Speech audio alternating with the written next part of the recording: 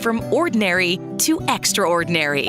Weinstock Market and Lounge, voted McHenry County's best wine shop and best of Fox 2 years in a row. Open Tuesday through Saturday, 3 p.m. till 11 p.m. Live music on weekends. Open mic nights on Tuesdays. Enjoy the fresh baked pizza and Chicago beef sandwiches. Wine favorites from Italy, New Zealand, France, and California. And a full menu of handcrafted cocktails. Plan a trip to Weinstock Market and Lounge on the square in downtown Woodstock. Mention AM 560 and receive 10% off any purchase. You've heard me talk about Northridge for years, but now I want you to hear from one of their recent graduates, TJ Gorman, who just graduated second in his class in Marine Corps basic training. This is what he said. I was blessed to attend Northridge not only for the education, but for the values and principles my mentors instilled within me. The school taught us what it meant to be a leader and lead through example, hard work, humility, and empathy. I thank God for Northridge. That's what makes Northridge Prep great for young men. The students are called to excellence to become true leaders. And these boys want to go to school each day. They love Northridge because they can be free to learn, to grow, and to be challenged. There's a real spirit of adventure on campus that you've just got to experience for yourself. For nearly 50 years, they've partnered with parents like no other school in the Chicagoland area. Today, in our nation, we need more Northridge graduates to lead the way as men of intellect and character who love God. Guys like TJ Gorman, men who put their values first. Their open house is Sunday, October 19th at 1 p.m. for boys in grades 6 through 12. Register at northridgeprep.org. northridgeprep.org. Family fun is back at Gobert's Farm in Pingree Grove. For over 40 years, Gobert's is Chicagoland's family destination for fall fun. Come experience new rides, a huge corn play box, train adventure, farm animals, and our famous pumpkin-eating dinosaur. This was the most fun day ever. My parents were there, my kids were there. There was a pumpkin patch, a maze, a haunted house, slides, a train, a fresh market, and there was so much more. I loved it. It's a family tradition for us to visit Gobert's. The pumpkins are great, the attractions are fun, and the apple cider donuts are to die for. Loved it, and almost all the activities were free. My kids had a blast. And the kids say, my mom loves the homemade caramel apple. I have to say, the pumpkin cannon is cool. They got a pumpkin-eating dinosaur. The live giraffe is really cool. I love the jumping pillow and the Pumpkin Express train ride. Gobert's Farm in Pingree Grove. Pick apples, visit the pumpkin patch, explore the park, and just have fun. Go to goberts.com to purchase tickets now. That's goberts.com. Gobert's, harvesting family memories. Hi, my name is Dr. Michael Huber. During cold and flu season, a nearby cough or sneeze can trigger a familiar dread, that helpless feeling of being defenseless against an invisible viral threat. But what if you could change the narrative? What if you could fortify your body's natural defenses? This is why I developed Virago, the immune enhancement cocktail designed to give your body the upper hand. Virago is more than a supplement. It's a revolutionary liquid formula packed with 23 powerful natural nutraceuticals for rapid absorption. This unique blend is scientifically crafted to help build resilience and keep you protected. Don't just hope for good health. Make it happen with Virago. Virago and Maha, making America healthy again. Virago. Order your bottle today online at myvirago.com and use coupon code IMMUNE to save 30%. myvirago.com. Coupon code IMMUNE. Sean Thompson here, and I'm with the team from Access One, the founder and chairman, Mark Joswiak, and vice president, Enzo Scafidi. We're talking about how Access One can help business with their IT challenges. What's the best and the worst case scenario of the way to go? Is it managed or is it in-house? I would say that when you have internal IT, you're closest to the source, you have people that understand everything very thoroughly. The problem is that there's only so much time in a day and people need time off. You're sort of limiting yourself. Skill sets get stale. Now, if you outsource it or you have someone else manage it for you, which is essentially what managed IT means, you're getting kind of the best of both worlds. And that's really what Access One does. We support our customers 24/7, 365, and we're always up to speed with the latest and greatest in technology. If your business needs help with managed IT, cybersecurity, or voice technologies, you need to contact the team at Access One. Learn more at access1inc.com. That's access1inc.com. Or call them directly today at 1-800-804-8333. Now, your official weather forecast. Today will be cooler with a morning shower, then a mix of clouds and sun in the afternoon, resembling fall. The high will reach 67. Tonight will be clear with a low of 50. Tomorrow expect brilliant sunshine with a high of 63. I'm meteorologist Jason Caterina on AM 560, The Answer. Get the latest weather, traffic, and news updates online at 560theanswer.com. Portions of the following show may be pre-recorded. This hourly segment is brought to you by Wealth Health Radio with Joe Murphy. Sundays, noon to 1. Learn more online at mwmfinancial.tax. Now, from the Signature Bank Studios. This is Chicago's Morning Answer with Dan Proft on AM 560. The Answer.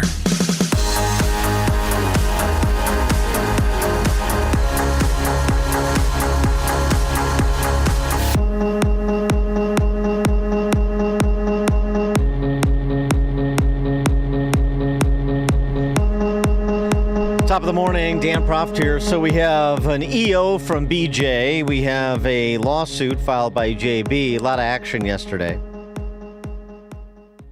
But we begin with Chicago Police Superintendent Larry Snelling's press conference addressing, to some extent, what happened over the weekend and if and why there was an apparent stand-down order given to Chicago police otherwise prepared to respond to ICE agents that were under siege from JB and BJ's friends with violent tendencies.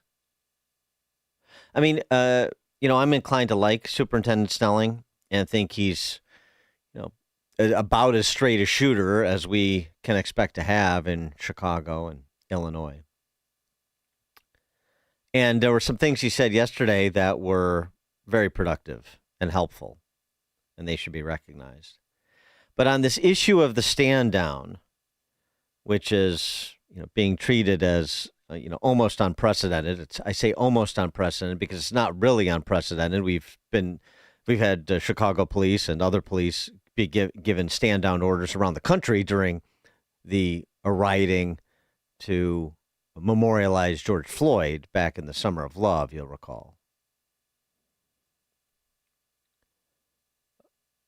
So before we get to what Snelling had to say on whether or not a stand-down order was given, first the positive things that he said. That he is not going to be dispatching Chicago police to arrest ICE officers for whatever people think wrongly they're doing that crosses the line of legality.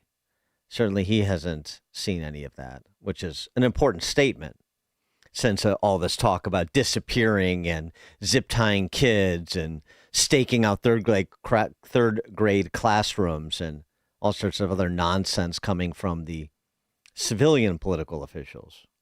We don't have to agree with it. It doesn't matter. You don't have to agree with it. We do not interfere with their orders. And when they go out to carry out their orders, they will do that the way that they're trained to do it and their understanding of what it is they have to do. Another one. CPD will not arrest and cannot arrest federal agents because someone deems what they're doing is illegal or unlawful. Their rules of engagement are different from CPD and other local law enforcement agents. We need to be clear about this. If we're not clear about this, we will see another event like we saw Saturday. We cannot move like this in this city. If we want to keep the peace in this city, we need to be smart about how we do things. And attacking law enforcement under any circumstances is not safe for anyone. Well, that's appreciated because that's certainly more than you got from BLM Brandon or Jelly Belly, isn't it? He continued in that direction, specifically two, and this is two of many, but two of the more pronounced incidents of violence involved individuals who tried to use their cars, did use their cars as weapons, despite the fact that Tammy Duckworth said this weekend. Have you seen any evidence of what Stephen Miller is describing here in terms of organization and targeting of federal agents? No, not at all. It's simply not happening. It's not happening. Well, Larry Snelling says it's happening. because he lives on terra firma. He can see with his own two eyes. He knows what people are doing when they're boxing in cops. Let me make this clear. Federal agents, ICE, HSI, are officers. They are agents of law enforcement. If you box them in with vehicles, it is reasonable for them to believe that they are being ambushed and that this could end in a deadly situation. And it's reasonable for them to use force based on those conditions. Do not box in any law enforcement officer. You are breaking the law when you do that. And you are putting yourself in danger. If you ram any vehicle, especially that one that contains law enforcement agents, and that's any law enforcement, local, state, federal, county, and you do this intentionally, this is considered deadly force. Deadly force is anything that can cause great bodily harm or death.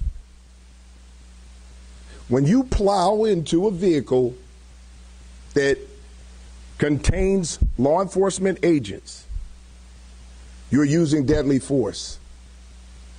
And they can use deadly force in response to stop you. We need to be clear about these laws. We cannot become a society where we just decide to take everything in our own hands and start to commit crimes against law enforcement. It is a crime. You may not like what they're doing. I can understand that there's a lot of emotions out there, but that does not mean that you get to commit a crime. Sort of common sense and moral clarity you don't get from, well, his boss on the fifth floor or the governor of the state of Illinois. The political power structure here. Shocking but true, which is why Snelling represents a breath of fresh air. I mean, it's it's an incredibly low bar. But this stink in the air is so pronounced that somebody just saying obvious things is welcome relief. Oh, by the way, there were those two car ramming incidents. There have been arrests made. No targeting of federal law enforcement, says Tammy Duckworth. Yeah. They're not the only arrests this weekend. There was also 5 people arrested at the Broadview ICE facility, including Aman Adbelhadi, a sociology professor at the University of Chicago. Of course!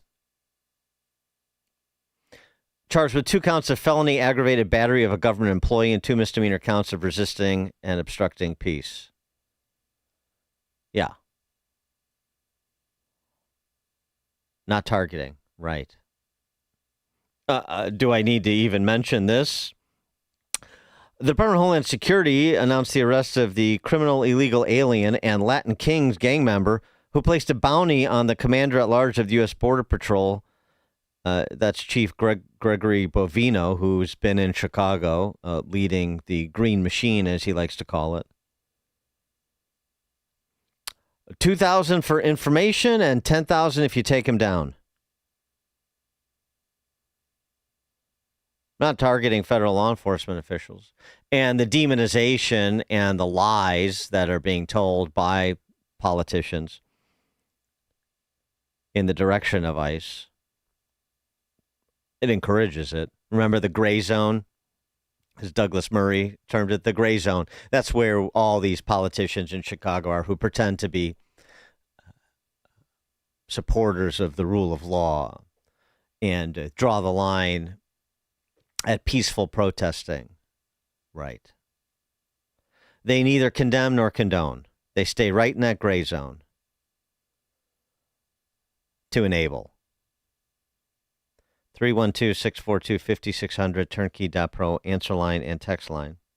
So, I mean, we've established some of the basics here, some of just the facts, but it's nice to have an actual city official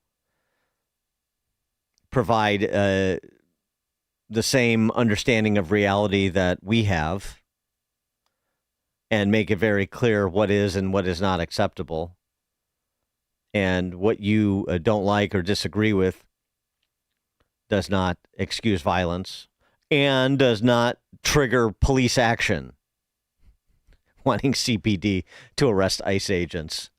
That's like that silly Broadview mayor launching 3 investigations. Broadview police investigating ICE. Okay. Sure. Preen for the cameras. I got it. But in terms of the stand-down order, which is, of course, making international news, Snelling's in a tough spot. But this is where I think he took a position that's just really difficult to defend on the merits. I mean, we have the audio of the dispatch. We have supervisory personnel telling patrol officers to peel off in spite of the fact that there was never any we don't need the help follow-up to the request that we do need help that was made by federal agents surrounded. This is what Snelling said about that. C7. Good afternoon, Superintendent. At any time, maybe you can clear this up too, at any time on Saturday were CPD officers told by dispatchers to stand down? Well, I don't know about them being told by dispatchers. There was some communication between boots on the ground, a supervisor, and the chief of patrol. So there was some communication by phone. There was something that was put out there that there was an internal message that came from the chief of patrol. That is absolutely not true. There is no internal message. There was a phone conversation. I'm not sure until we get to our after action, all of the exact language that was there. But I have had a conversation with the chief of patrol who was concerned about officers showing up on a scene. The chief of patrol at that time had no information that anyone was in danger. And let me just be clear about one other thing when it comes to these federal agents. These federal agents can handle themselves. All right? We've been out there and we've seen it. Now, that doesn't mean that we're going to leave them because we know that they can handle themselves. We need to make sure that we have our officers and enough of them to respond to a scene if they are being surrounded. So were they told to stand down? Our officers were not told to stand down. Our officers were out there throughout the entire event. I would never tell our officers to stand down because if our officers were in trouble and we needed help from other officers, I would expect those officers to step in and help us. And it's the same thing that we do on our side. When someone is in trouble, we're going to step in. So to get a little more information about that, we'll know by tomorrow what that exact conversation was. Well, I agree. That's the expectation. Any officers in trouble, you expect other officers, regardless of the agency for which they work, to respond when help is requested. Well, help is requested. I don't know, the sort of protocol, the who said what, the where this came from, although he did sort of indicate that it was the chief of patrol, John Hine. And so, how long is it going to take to figure this out, really? But how can you say no stand-down order was given? I mean, this is, again, the exchange. So the unit's responding to 39th and Place in Kedzie. If you guys can start heading there as quick as you can, and then just hold tight for instructions with 999. 999. 999. So the chief of patrol, clear everybody up. We're not responding over there. Radio check. And again, per the chief of patrol, we have all the units that for 999, Chief of Patrol said all units clear out from there. We're not sending anybody over to that location. 62, we're going to clear out as soon as we can, Spot. We're like locked in over here, so we're going to do the best we can to get out of here as soon as we can. Okay, and you can hear me? 999. 999? Yeah, 62 is helping with that traffic crash. That still needs to be done. She can stay put. And if she needs help, we absolutely help our own, all right? Boss, we're here at 37th Place in Kedzie for this traffic crash. There is a pretty big crowd here, so we're just kind of stuck here for now. Aaron, if you need resources, we'll send you whatever you need. I got Ty and my team here, so I think we're going to be okay for now. And who's doing the traffic crash? Is it us? 999, is that supposed to be assigned to a 9th District car? Yeah, copy that. Assign a car and send them over. Get the information they need and get them the hell out of there. 62, we'll get all the information we can to get to the car, and then we'll stay here with them. Again, those are the orders we're being given. All right, and 999, just to confirm, 39th Place in Kedzie, they were saying that they were being surrounded by that large crowd, and they were requesting the police were not sending. I'm waving off all the cars heading to 39th Place in Kedzie. Again, those are the orders we're being given. So, Chicago police at a traffic scene, if you need any resources, let us know. We'll get you whatever you need. Federal law enforcement that requested help because they were being surrounded and cars were on their way get called off. How do you not call that a stand down order? Because he didn't explicitly say stand down. I mean, 3 times he said the orders were being given, and he peeled off patrol cars that were responding to assist those federal agents. I'm sorry, Chief, but I mean, I'm not law enforcement, but I do have some common sense. I mean, I can,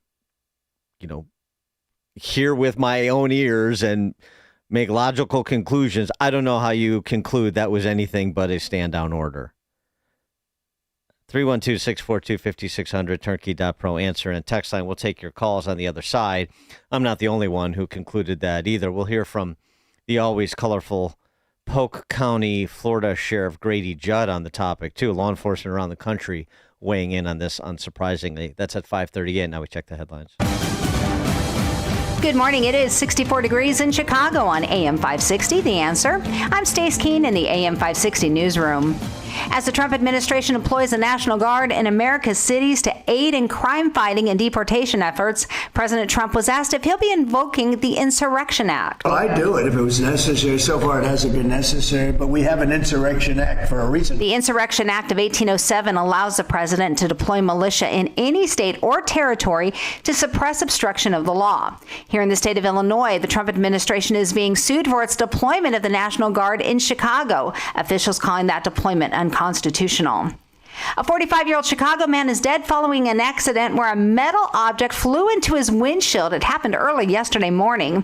According to reports, the accident happened on I-94. It shut down the interstate for about 3 hours. This report is sponsored by Macy's Backstage. Macy's Backstage is a whole department inside your Macy's store where you can find the latest fall looks, all for under $30. With new arrivals every day, you never know what amazing deals you'll find. Don't wait. Find a location at Macy'sBackstage.com. Chicago's Morning Answer continues next, but Larry Elder is not seeing any changes. Aside from Doug Schoen, the Democrat pollster, and John Fetterman, I've not heard a major voice in the Democratic Party say, we got to stop referring to Trump and his followers as fascists, as Nazis, a tyrant, and a Hitler. We got to stop doing that. The Larry Elder Show, weeknights at 8, right before Sean Hannity at 10 on AM 560. The Answer. Let's go! Don't get stuck with a cold shower this fall. Give CenterGuard Plumbing a call. Get a new 40-gallon water heater installed for just $1,195 for standard installation, or a 50-gallon heater for $1,295 standard installation. A proud new sponsor of AM 560, CenterGuard is offering specials on new water heaters. Don't wait. The cold temperatures are coming, and the same can happen to your water heater. If you're having hot water issues or your water heater's over 8 years old, take advantage of this fall special today. CenterGuard Plumbing is Chicagoland's same-day water heater experts. Call before noon, and they can schedule your repair or install the same day on in-stock water heaters. They'll even haul away your old one, no charge. You're only a text away from install today. Call 847-406-8883. Mention AM 560 to receive fall special pricing. That's 847-406-8883. Call or text 847-406-8883 or visit CenterGuardPlumbing.com. So how long were you told you'd be on that medication you're taking? That's what I thought. Question, do you believe it's possible for you to be set free of the medication you're currently on? Or will you be stuck taking it forever? Not to mention all of the side effects. Imagine what it would feel like to be drug-free. You know, the United States makes up less than 5% of the world's population, yet we use over 85% of the world's supply of medication. That's 95% of the world using 15% of the leftover medications, with over 53 other countries living longer than we do here in the United States today. So instead, let's help your body regain its health naturally. Begin your adventure in health with us today by calling our HealthQuest radio hotline and reserve your very own new patient strategy consultation with me. Call 800-794-1855. That's 800-794-1855. Oh, and listen to HealthQuest Radio with me, Dr. David Kolbaba, every Saturday morning at 11. Dan owed an unbelievable amount of money to the IRS. I got behind on my taxes. It's a horrible feeling. He was in denial. And when I got those letters from the IRS, you wanted to act like they didn't exist. Finally, Dan turned to Optima Tax Relief, the leading tax resolution firm. A-plus rated by the Better Business Bureau, they've resolved over $1 billion for their clients. Optima got me a settlement with the IRS. These people are really people-friendly. It was every bit of a new lease on life for me. The fast action and the great results made Dan's head spin. I felt like I was in a dream, but it's real, and I have paperwork to prove it. They got the job done, and life is good. For tax help you can trust, call Optima now for a free consultation. If you're worried about what's going to happen with the IRS, stop worrying. Make the call now. Call 800-965-1433. 800-965-1433. 800-965-1433. Optima Tax Relief. Testimonial from an actual client. Some restrictions apply. For complete details, please visit OptimaTaxRelief.com. If you want thick, healthy, gorgeous hair, then you need Hair Volume from New Nordic. Available online at Amazon and NewNordicUSA.com or in the hair care aisle at your local CVS. Now, your official weather forecast. Today will be cooler with a morning shower, followed by a mix of clouds and sun in the afternoon, making it feel more like fall with a high of 67. Tonight will be clear with a low of 50. Tomorrow, expect brilliant sunshine and a high of 63. I'm meteorologist Jason Caterina on AM 560, The Answer. Get the latest weather, traffic, and news updates online at 560theanswer.com. This hourly segment is brought to you by Destination Retirement with Robert Kuhn. Sunday mornings at 11. Sponsored by Kuhn Capital Partners in Naperville. Now, from the Signature Bank Studios. If you're looking for the latest news, insight into what it means, and the sharpest opinion, there's only one station in Chicago where you can turn, and it's this one. We're AM 560, The Answer. Top of the morning, Dan Proft here. Before we get to BLM Brandon's plan to de-ice Chicago, a little de-icing and the city's ready to take off, if you'll excuse the metaphor, and Pritzker's litigation against the federal government, trying to prevent Trump from mobilizing the National Guard, Illinois, or any other, and deploying them to Illinois to provide backstop for the conversation we were having, to provide backstop to ICE, since CPD won't, or at least did not. They did not this weekend. Larry Snelling said, look, officers should respond. To anybody in exigent circumstances, to anybody in need, officers should respond. And if there's confusion about an order given or an order disobeyed, then we can figure that out after the fact. But he also said that he wasn't prepared to call what we all heard, and I played for you again. He wasn't prepared to call that a stand-down order. No fewer than 3 times that supervisory officer on the dispatch said, get out of there. Pull off. We are not sending patrol cars to respond to the request for help from federal law enforcement, even though the dispatcher initially was doing that because she was essentially innately following what Larry Selling said. Somebody's in need, we send police. And then they were called back, despite the fact simultaneously that same supervisory agent was saying on the dispatch that CPD officers are responding to a traffic accident and were boxed in and would get out of there as soon as they could. Whatever resources they need, let's make that known, and we will provide them. This is important because it's, as we heard from so many law enforcement yesterday, because it's the reputation of the Chicago Police Department. It's the trust in the Chicago Police Department, both locally and, frankly, internationally.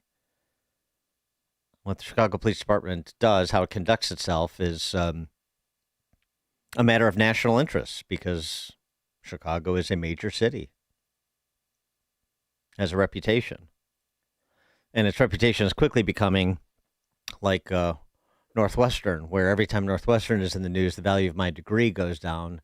Chicago, every time the city's in the news, the value of your property goes down.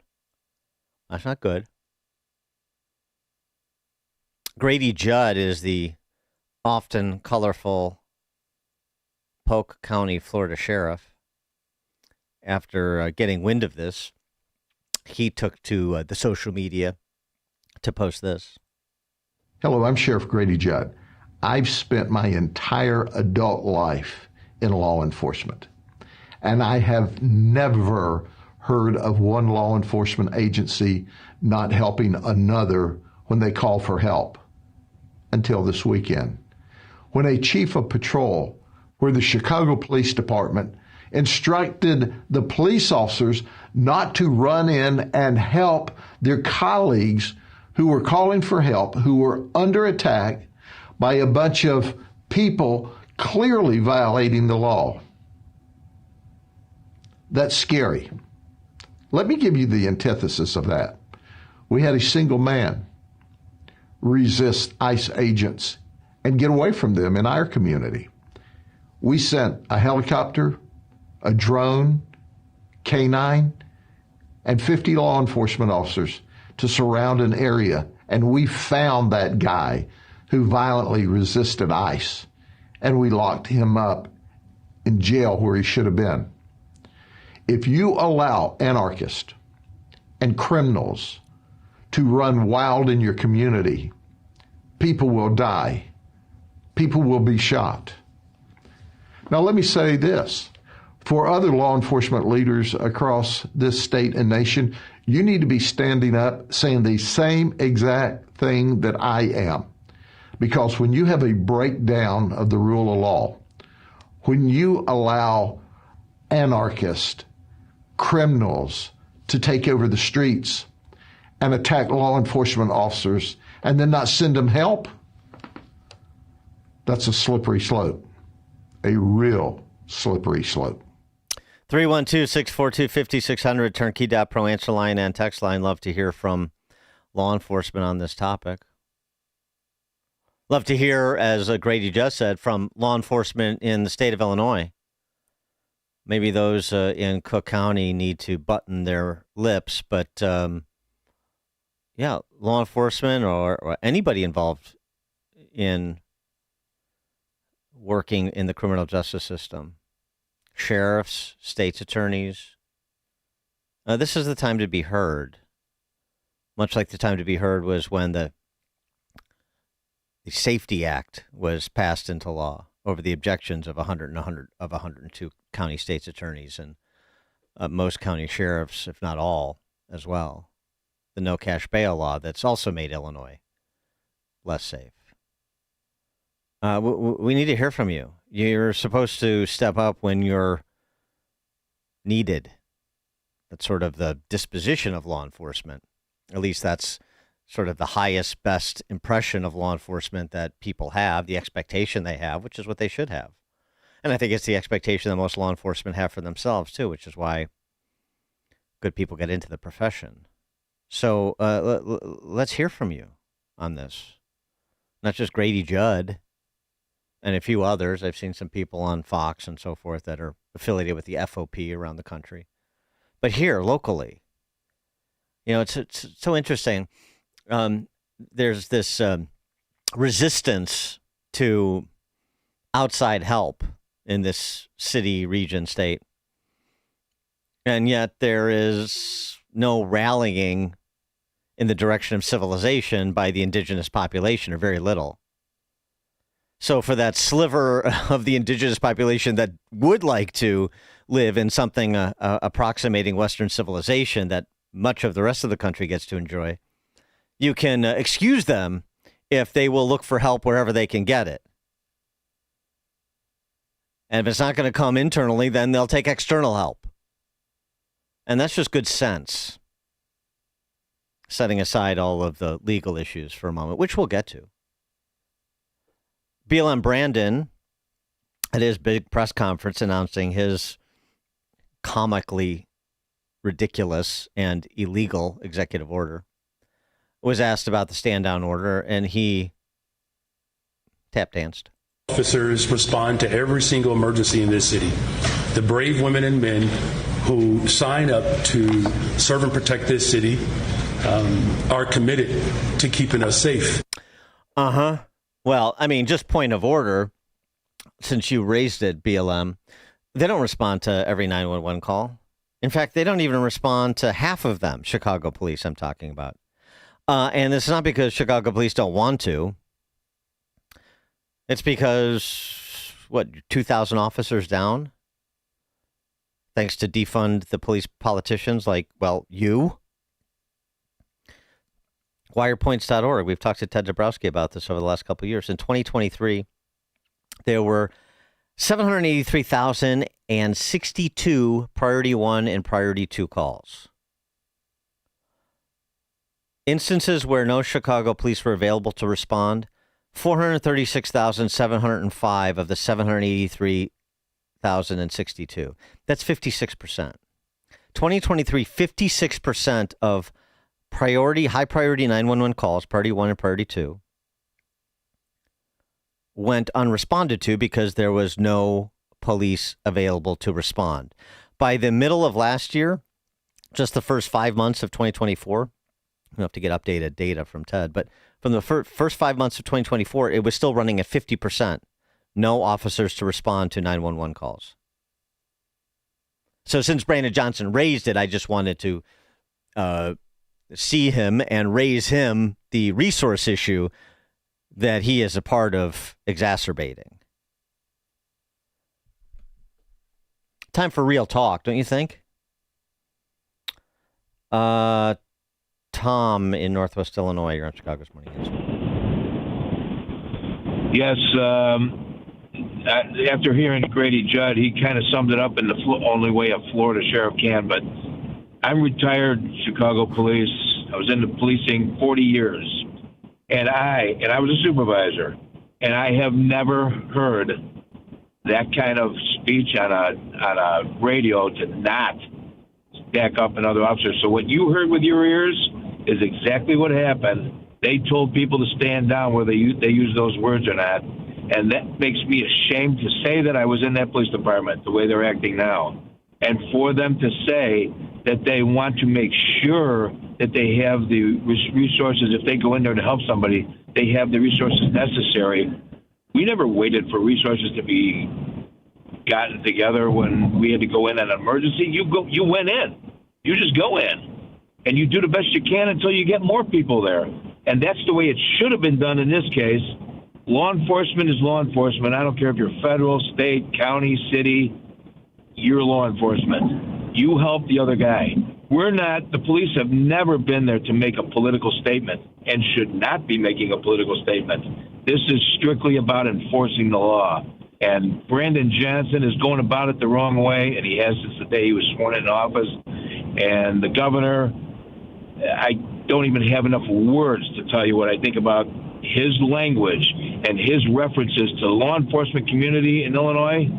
He should be prosecuted at this point.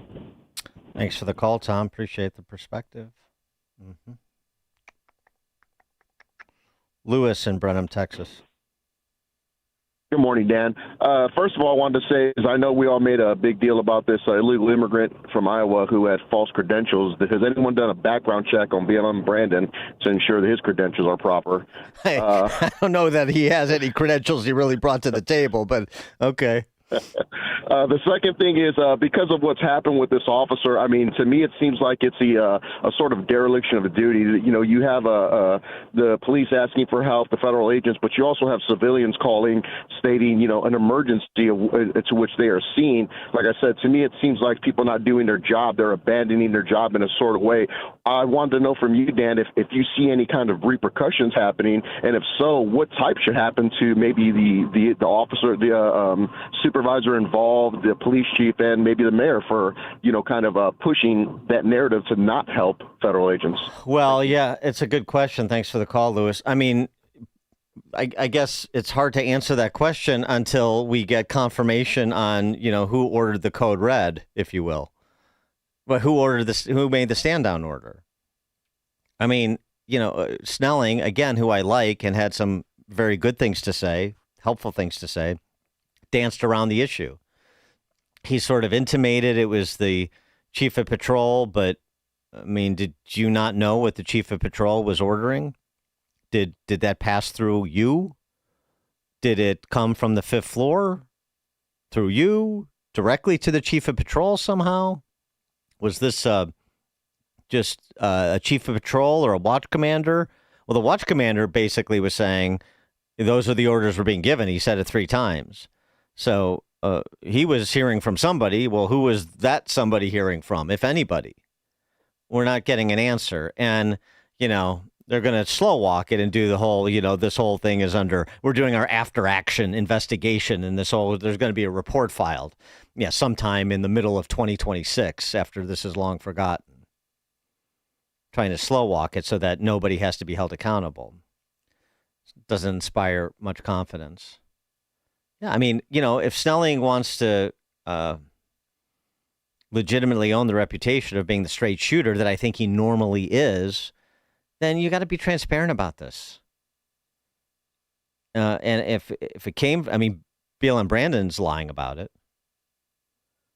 What you heard there, you know, our police respond. Well, that didn't happen. So what happened?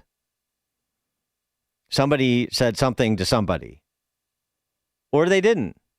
And then you go to the chief of patrol, I guess. So is it him? Is it you? Is it all you guys? You have to answer the question. There were command decisions that were made. What were they? And who made them? And don't tell me because the watch commander and the dispatch didn't explicitly say stand down that there wasn't a stand down order. That's just not honest. So we're going to see. We're going to see if we get more candor from Snelling, because I don't expect that we're going to get any candor from Brandon Johnson. Who will stand up to the powers that be, which is always the question in Chicago and Illinois, isn't it? Another opportunity. And God help us, if Larry Snelling won't stand up to Brandon Johnson or won't affect discipline within his ranks, if this was a decision that did not come from him or did not come from the fifth floor. I mean, what happened is inconsistent with what Larry Snelling said should have happened yesterday at his press conference. The two were inconsistent. So that requires some corrective action to make sure the norms that you say guide the Chicago Police Department are actually demonstrated on the street. And if they're not, people will be held accountable. That's the kind of conversation you never get here because the press corps is so docile. They don't even think through these things to ask the follow-up question. And that's what happened yesterday. So Snelling can get away from the podium doing that two-step. But not for me, he can't. We'll talk to Eddie Johnson a little bit later in the show, see what he has to say, former CPD superintendent. Bill in Cape Coral, Florida. Good morning. You know, they take an oath to protect the citizens of the United States when you become an officer. Those ICE agents are citizens of the United States, and they were calling for backup or calling for help like a person on the street. They're still citizens, so that guy should be fired for violating his oath. Not demoted, fired, because he's purposely said he's discriminating against certain citizens. Oh, I'm not going to protect those citizens, just these citizens. So he should be fired, in my opinion. And you said you're not the police? He's not the police either. Thanks, Bill. Matt, Mount Greenwood. Good morning, Dan. These are well-paid cowards, but hypothetically, if one of those ICE agents or several of those ICE agents suffered a life-threatening injury, would Johnson, the coward, tell the CFT not to stand down and not treat those men and women? I mean, it could happen, right? That's what we're dealing with now. Well, why would they? Why would we? They're terrorists. They're racists. Yeah. They're threats to our democracy. That's the way they're being discussed by Brandon Johnson and J.B. Pritzker, BJ and J.B. 1-2 There's not enough words to describe it, like the last caller or earlier caller said it. It's utterly disgusting. These people must be held to account or kitty bar the door. I need a real estate agent in Mount Greenwood, please. Thanks, Matt. Appreciate it. Roy, Glen Ellen. Good morning, Dan. You already said it. You're the chief of police, so didn't you know? And then the press has to ask him at that time. But in other breaking news, only 7 killed and 26 shot during the rest of the weekend. Yep. Violence is a manufactured crisis in Chicago. It's not happening, Roy. Yep. It's not happening. Just as Tammy Duckworth said, federal agents are not being targeted for violence. None of this is happening. It's all just this woozy dreamland non-Marxist live-in. Tim in Woodstock. Hi, good morning, Dan. He spent a lot of time at the beginning of the press conference condemning the politicization of it all. And I thought, no, how about people are just appalled at what they just saw and heard? And what's obvious to me is that his department, your department, Superintendent Snelling, is good police aside, it's up to its neck in political influence.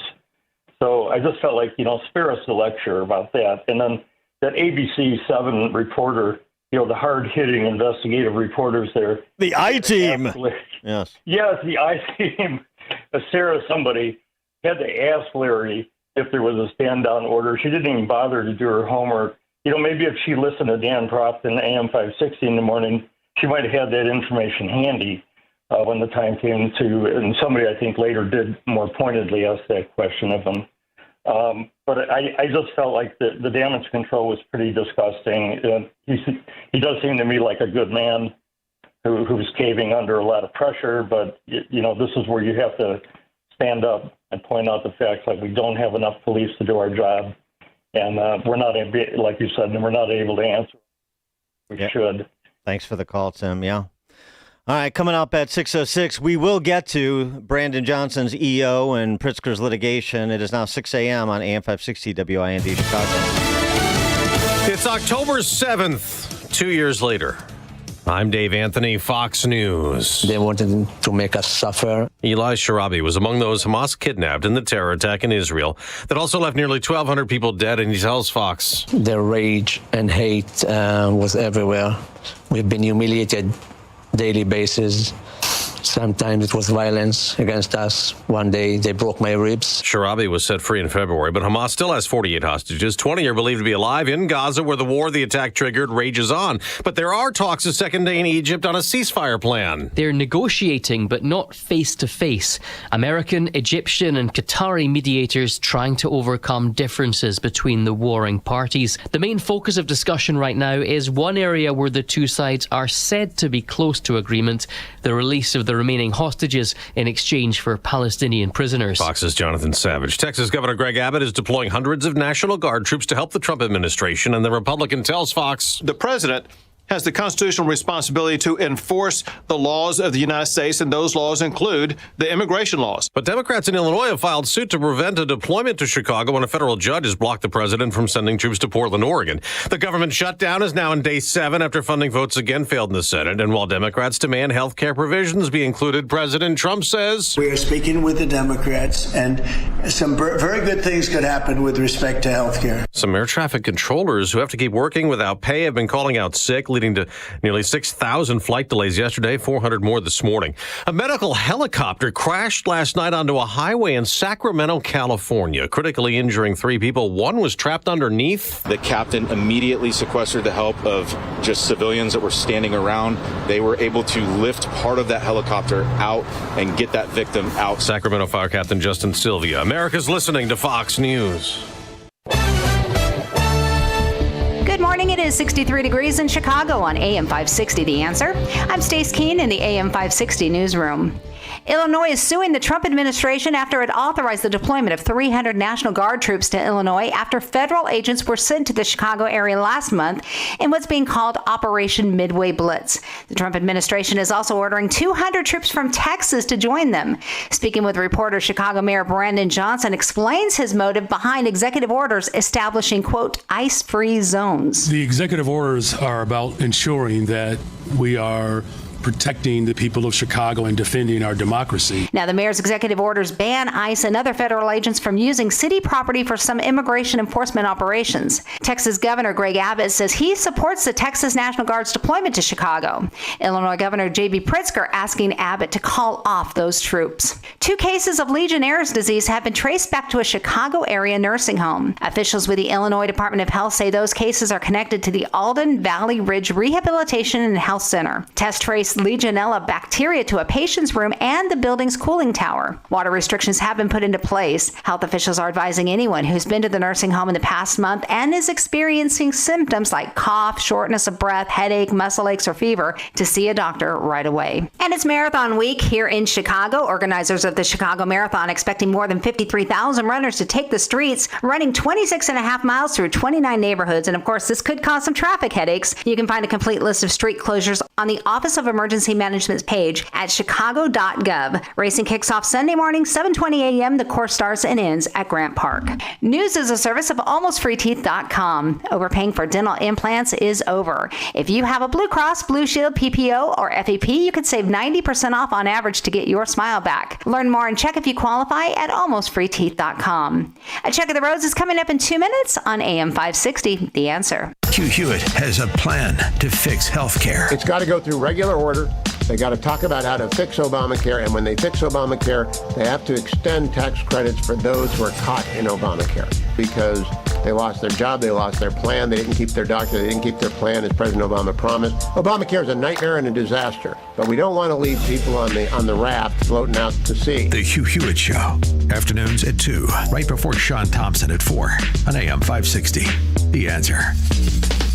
At AlmostFreeTeeth.com, they're dedicated to making smiles great again. If you have medical PPO insurance, find out how you could save 90% off on average to get a beautiful dental implant-supported smile. Check if you qualify right now at AlmostFreeTeeth.com. Want to see if you could pay less in taxes? Try the quick and easy tax calculator at WillSave.com. Yes, a free tax calculator. That's WILSAVE.com. Calculate how you could keep more of your hard-earned money and give less to Uncle Sam, especially in retirement. Get your free tax analysis today at WillSave.com. And don't forget to tune in to Protecting Your Assets with Steve Shyman every Saturday morning at 8, right here on AM 560, The Answer. Sign up for the AM 560 Answer Advantage to get early alerts on event ticket sales, special discounts, and contest opportunities. Sign up today at 560theanswer.com/advantage.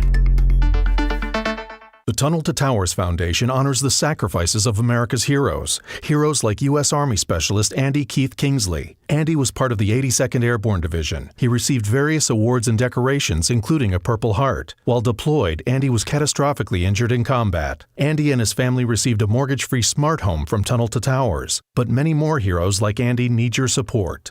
Donate $11 a month to Tunnel to Towers at T2T.org. That's T2T.org. I used to stand in the paint aisle staring at all those products and wondering which one actually worked. I wasted so much money on things that didn't help. Then I tried Blue Stop, and let me tell you, it works. It soothes my sore joints and stiff muscles fast, absorbs quickly, and even smells great. Millions of people already trust Blue Stop, and now I do too. No prescription, no waiting. It's on the shelf right now at Walmart. If you want real relief, choose Blue Stop and feel the difference. Blue Stop at Walmart today. Honey, why does it take you so long to get ready? Because I've got one tiny sink. I'm trying to balance makeup on the back of the toilet, and the mirror's always fogged up. Sounds like a circus act. Exactly. And I perform every morning. At Forever Remodeling, we create bathrooms that fit your life, not the other way around. From extra storage to spa-like showers and timeless finishes, we make your mornings easier. Visit foreverremodeling.com. That's the number 4everremodeling.com. Welcome back to Ask Hasselus. What makes Hasselus mattress different? Aside from employee-free showrooms, free next-day delivery, and prices that are way too low? Yeah, besides that. Hasselus Mattress is locally owned and managed by the same family. So, your money stays right here. And through Monday, you'll get a $248 credit towards a new Beautyrest, Sealy Posturepedic, and Serta Perfect Sleeper just for shopping local. Thanks. For what? For being different. Find a no-hassle, employee-free showroom near you at Hasselus.com. Taking a look at the roads from the Team Hochberg Traffic Center, I'm Sue Aller. The heavy rain is causing some big delays, but the Eden is in great shape both ways. So is the Kennedy. The Eisenhower inbound from Wolf to the old post office is 15 minutes. Outbound is 17. Two right lanes are blocked on the Eisenhower outbound at York Road, and traffic goes back to North Avenue. On the Tri-State northbound between the Eisenhower to before North Avenue, that's very slow because of a jackknife tractor trailer on the right shoulder at North Avenue. Now inbound Stevenson from the Tri-State to Lakeshore is 26 minutes. Outbound is 18. There's also a crash on the Stevenson inbound at Cicero Avenue, and the entrance ramp to get onto the Stevenson from Cicero Avenue is closed with flooding. And watch out for a collision on the Bishop Ford inbound north of 159th Street. That will slow you down. Traffic is a service of Fox Valley Coins. Chicago's Morning Answer continues next, but now a check of your forecast from the National Weather Service. Today will be cooler with a morning shower, then a mix of clouds and sun in the afternoon, resembling fall. The high will reach 67. Tonight will be clear with a low of 50. Tomorrow expect brilliant sunshine with a high of 63. I'm meteorologist Jason Caterina on AM 560, The Answer.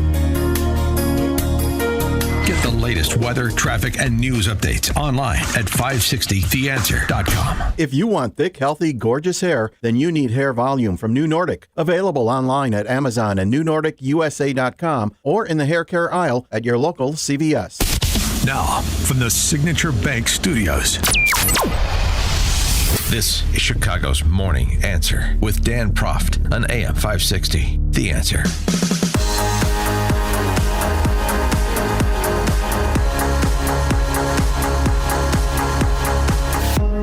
Top of the morning, Dan Proft here. JB and BJ, BJ and JB. Quite the 1-2 punch that Illinois features. They had a conversation, BJ mentioned in his press conference yesterday, announcing his de-icing Chicago, ice-free Chicago executive order. Important here, because all of those people that find Brandon Johnson detestable and can't wait to vote him out of office in 2027, he and JB, BJ and JB are the same person. The same person from a policy perspective. If not forced to take even more dramatic action, if this administration continues to escalate and provoke our people. In closing, last night I spoke with the governor, and he informed me that the Trump administration is deploying Texas National Guard to our city. We will speak to our response later today. We'll do that with the governor as well as the attorney general. For now, let me just say that we are unequivocally going to continue to reject the military occupation of our city.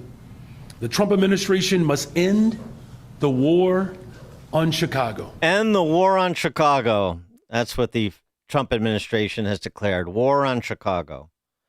Removing violent, criminal aliens from, that is declaring war on Chicago. Right. It's, just you got to wrap your mind around the rhetoric. This is the predicate to the announcement that BLM Brandon made yesterday. They told us that this was about the worst of the worst. In reality, they are going after anyone who objects to families being ripped apart and community members being disappeared. ICE lies and people die. We cannot allow this to continue. ICE lies and people die. I think he handed out refrigerator magnets with that after the press conference. And so today we are signing an executive order aimed at reining in this out-of-control administration. The order establishes ICE-free zones. That means that city property and unwilling private businesses will no longer serve as staging grounds for these raids. So ICE is not welcome on public property in Chicago, and to the extent that private businesses want to fold in with the city, gosh, that's sort of fascistic, isn't it? The private sector folding into the government. That's the definition of fascism. Anyway, to the extent that private businesses want to join the city government in prohibiting ICE on their property, is the extent that Chicago will come together and speak with one voice to repel this invasion of Chicago, a term that Pritzker used, the invasion by the warring Trump administration. Because no one is above the law except the people they deem to be above the law. Our school parking lots are not for ICE to load their weapons. They are for Chicagoans who drop their kids off to learn. Our libraries are not for ICE to prepare for a raid. They're for Chicagoans to read and relax. Our parks are not for ICE to set up checkpoints. They are for Chicagoans to play and enjoy. Private establishments can partner with us to make it clear that private property is private property, and ICE cannot enter establishments without a valid warrant. Private entities may voluntarily choose to display signage to designate their property as part of a citywide network of community spaces that stand together in affirming the safety, dignity, and belonging of all of our residents. By extending this protection beyond city-owned land, the order builds a broad civic shield that limits the reach of harmful enforcement practices. It strengthens neighborhood solidarity, and it reaffirms Chicago's role as a welcoming city. The fact is, we cannot allow them to rampage throughout our city with no checks or balances. Nobody is above the law.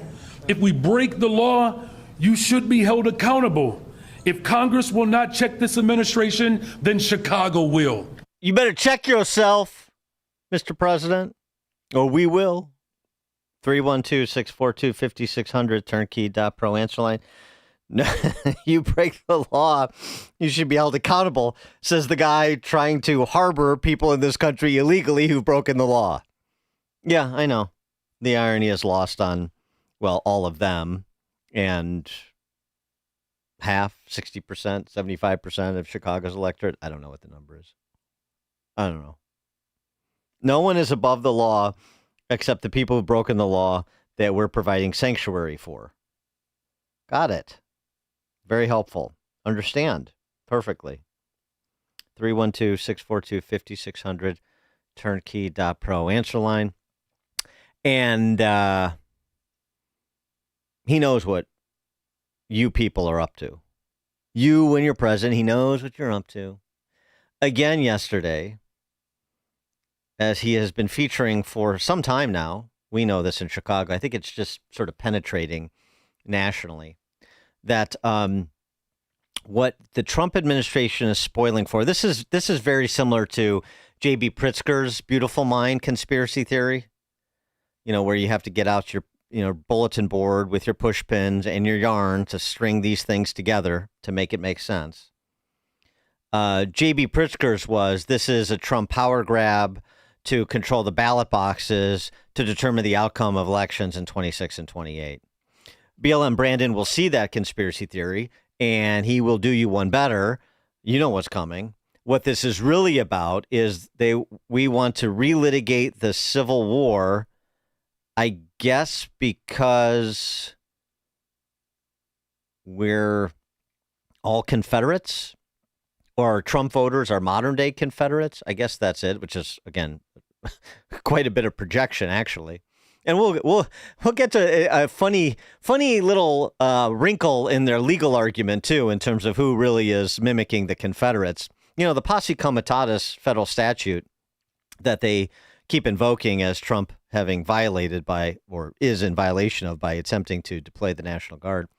That's passed in 1878 and in direct response to the armed services being deployed in the Confederate States after the Civil War to ensure compliance with the terms of surrender at Appomattox, essentially, and then the federal laws, including the 14th Amendment that followed in 1866.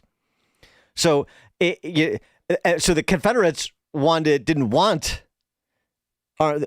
troops in their states because they wanted to flout federal law and they wanted to continue the noxious practice of slavery.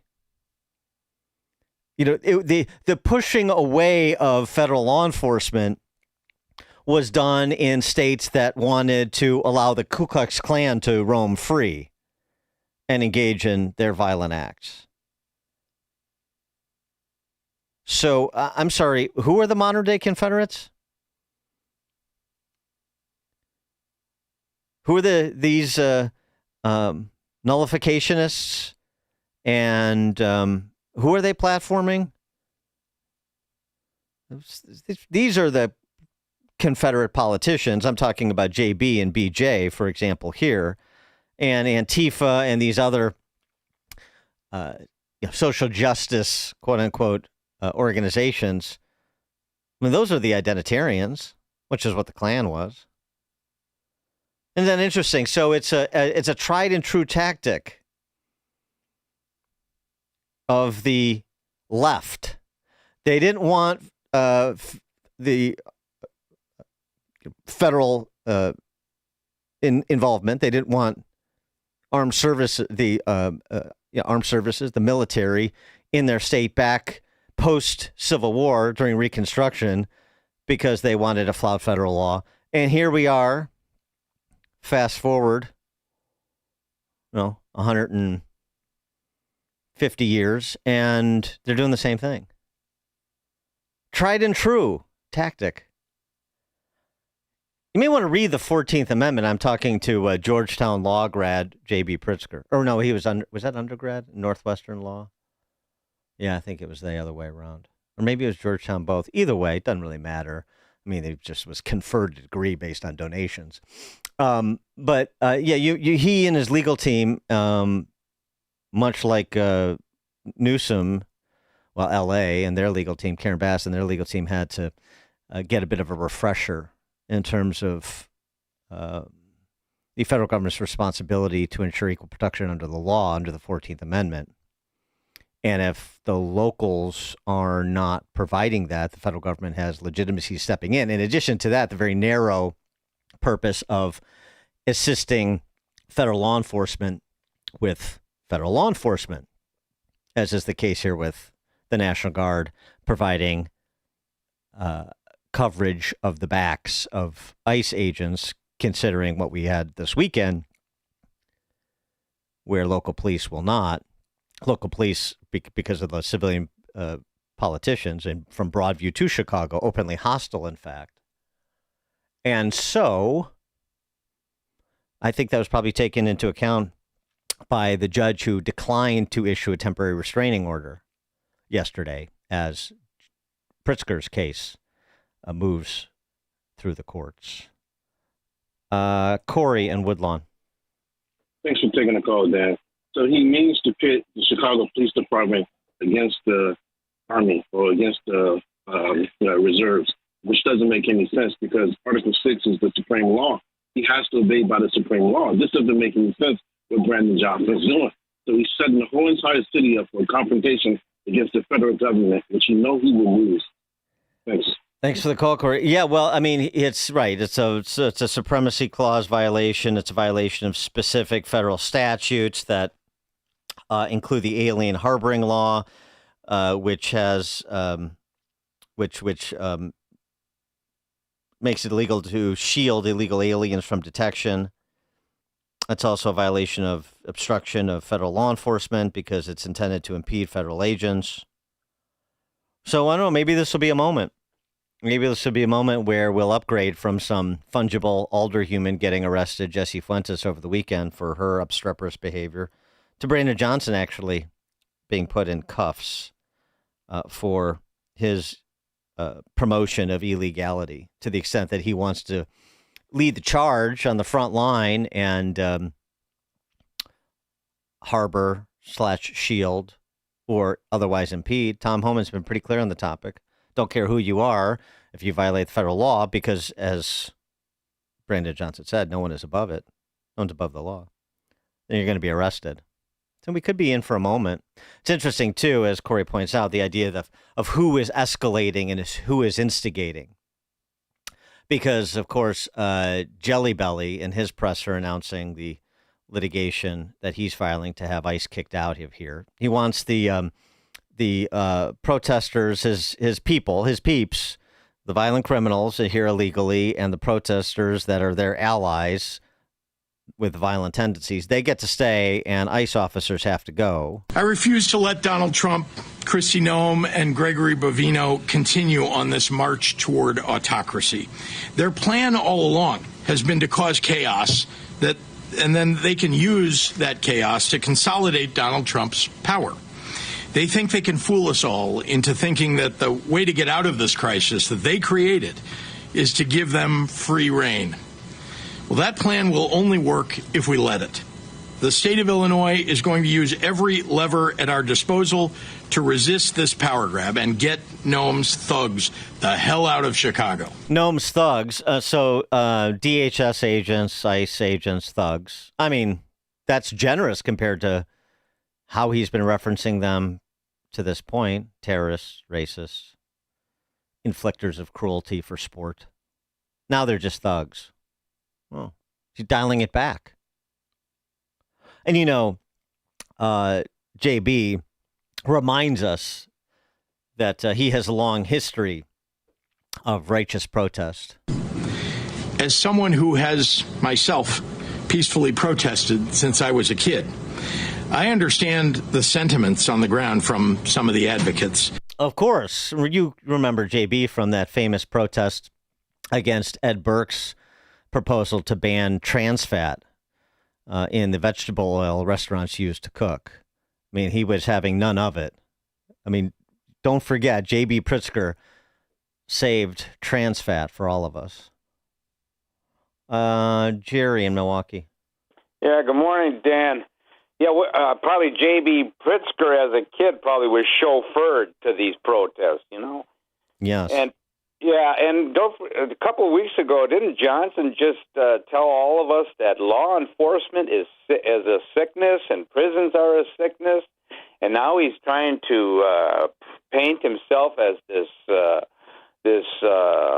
safety savior. And, you know, a part of me, Dan... Well, law enforcement is a sickness, which is why he wants this to be an ICE-free zone. Right. right. I agree, but he claims he's all for law enforcement all the time then, and all for safety and everything. Oh, yeah. Thanks for the call, Jerry. And, you know, I reference it, but I didn't even give Brandon Johnson the opportunity to have his say, you know, in terms of the conspiracy theory I was building up to. I got sidetracked in my own head, but I'll get to that in a second. Dave in Port St. Lucie. Hey, how's it going this morning? Just taking almost a page out of their book, but twisting it a little bit. You know, they post those signs in there that this is an ice-free zone. You get a warrant, go in there. You know, like I said, you got to have a warrant. So you get the warrants that way. You go in there, and, you know, instead of just getting them on the one or two charges, you throw the book at them and start to make an example of these clowns. Thanks for the call, Dave. You know, yeah, well, put those signs up. Put those signs that the ice-free zone signs in your business window. Go ahead. Sure. If that's your attitude, please do it. And that'll basically give ICE a working list. It saves a lot of the legwork. Okay, this business is an ice-free zone. Let's take a look at this business. Let's take a look at the books, hiring practices, who's employed there. Let's pull all the information together. Please do put the signs up if you want to stand with Brandon Johnson. Loud and proud. Why not? You put a target on yourself? Hey, come what may. Gary in Evergreen Park. Yeah, I always wonder, why is J.B. Pritzker sharing the stage with Brandon Johnson? Isn't that political suicide? One would think. Thanks for the call, Gary. Particularly when the things JB says are even more ignorant and irresponsible than the things BJ says, because JB is running for president. At least he thinks he is. He's assuming that Illinoisans will not punish him for his conduct and for what he's done to the state. Things are so much better under JB. Illinois is a going concern, climbing the ranks and all those quality of life measurements. None of that's happening. We just had the worst test scores in forever, statewide. Everything is sliding towards the abyss. But he assumes that as long as you demagogue Trump, you'll skate. And we're going to see if he's right.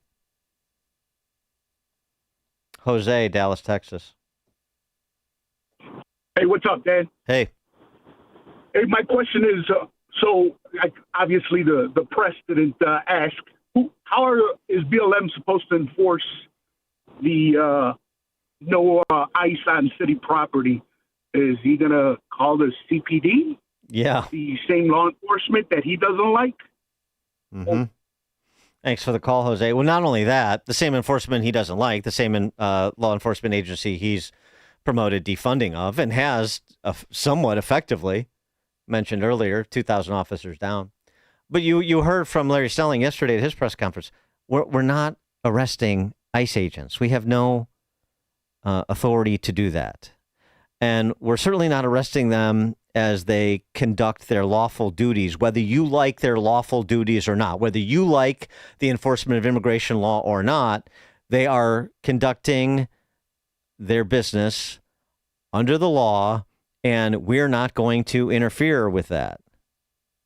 One of the better moments from Snelling, which undermined what came next, this big performative ICE-free zone Chicago executive order, which is not worth the paper it's written on. It's just a press release. I mean, don't take it seriously because, I mean, it is BLM Brandon after all. You can't take anything he does or says seriously. He's just, a cog in this new Marxist Party's wheel. That's all he is. So he goes out and does this little dance. And that's all it is. He's impotent in addition to ignorant. Jamie, Southside. Hey, good morning, Dan. Hey, what I want to say is I think us as, residents of Illinois and Chicago, I think we should just start flooding the mayor's office and the governor's office with phone calls telling them, just what we think about these statements, these stupid asinine statements that this guy makes on TV. I think that if a lot of people start speaking up and opening their minds and actually saying things, then maybe that this guy would realize that there's so many other people out there that don't believe what he's saying and they're not on his side.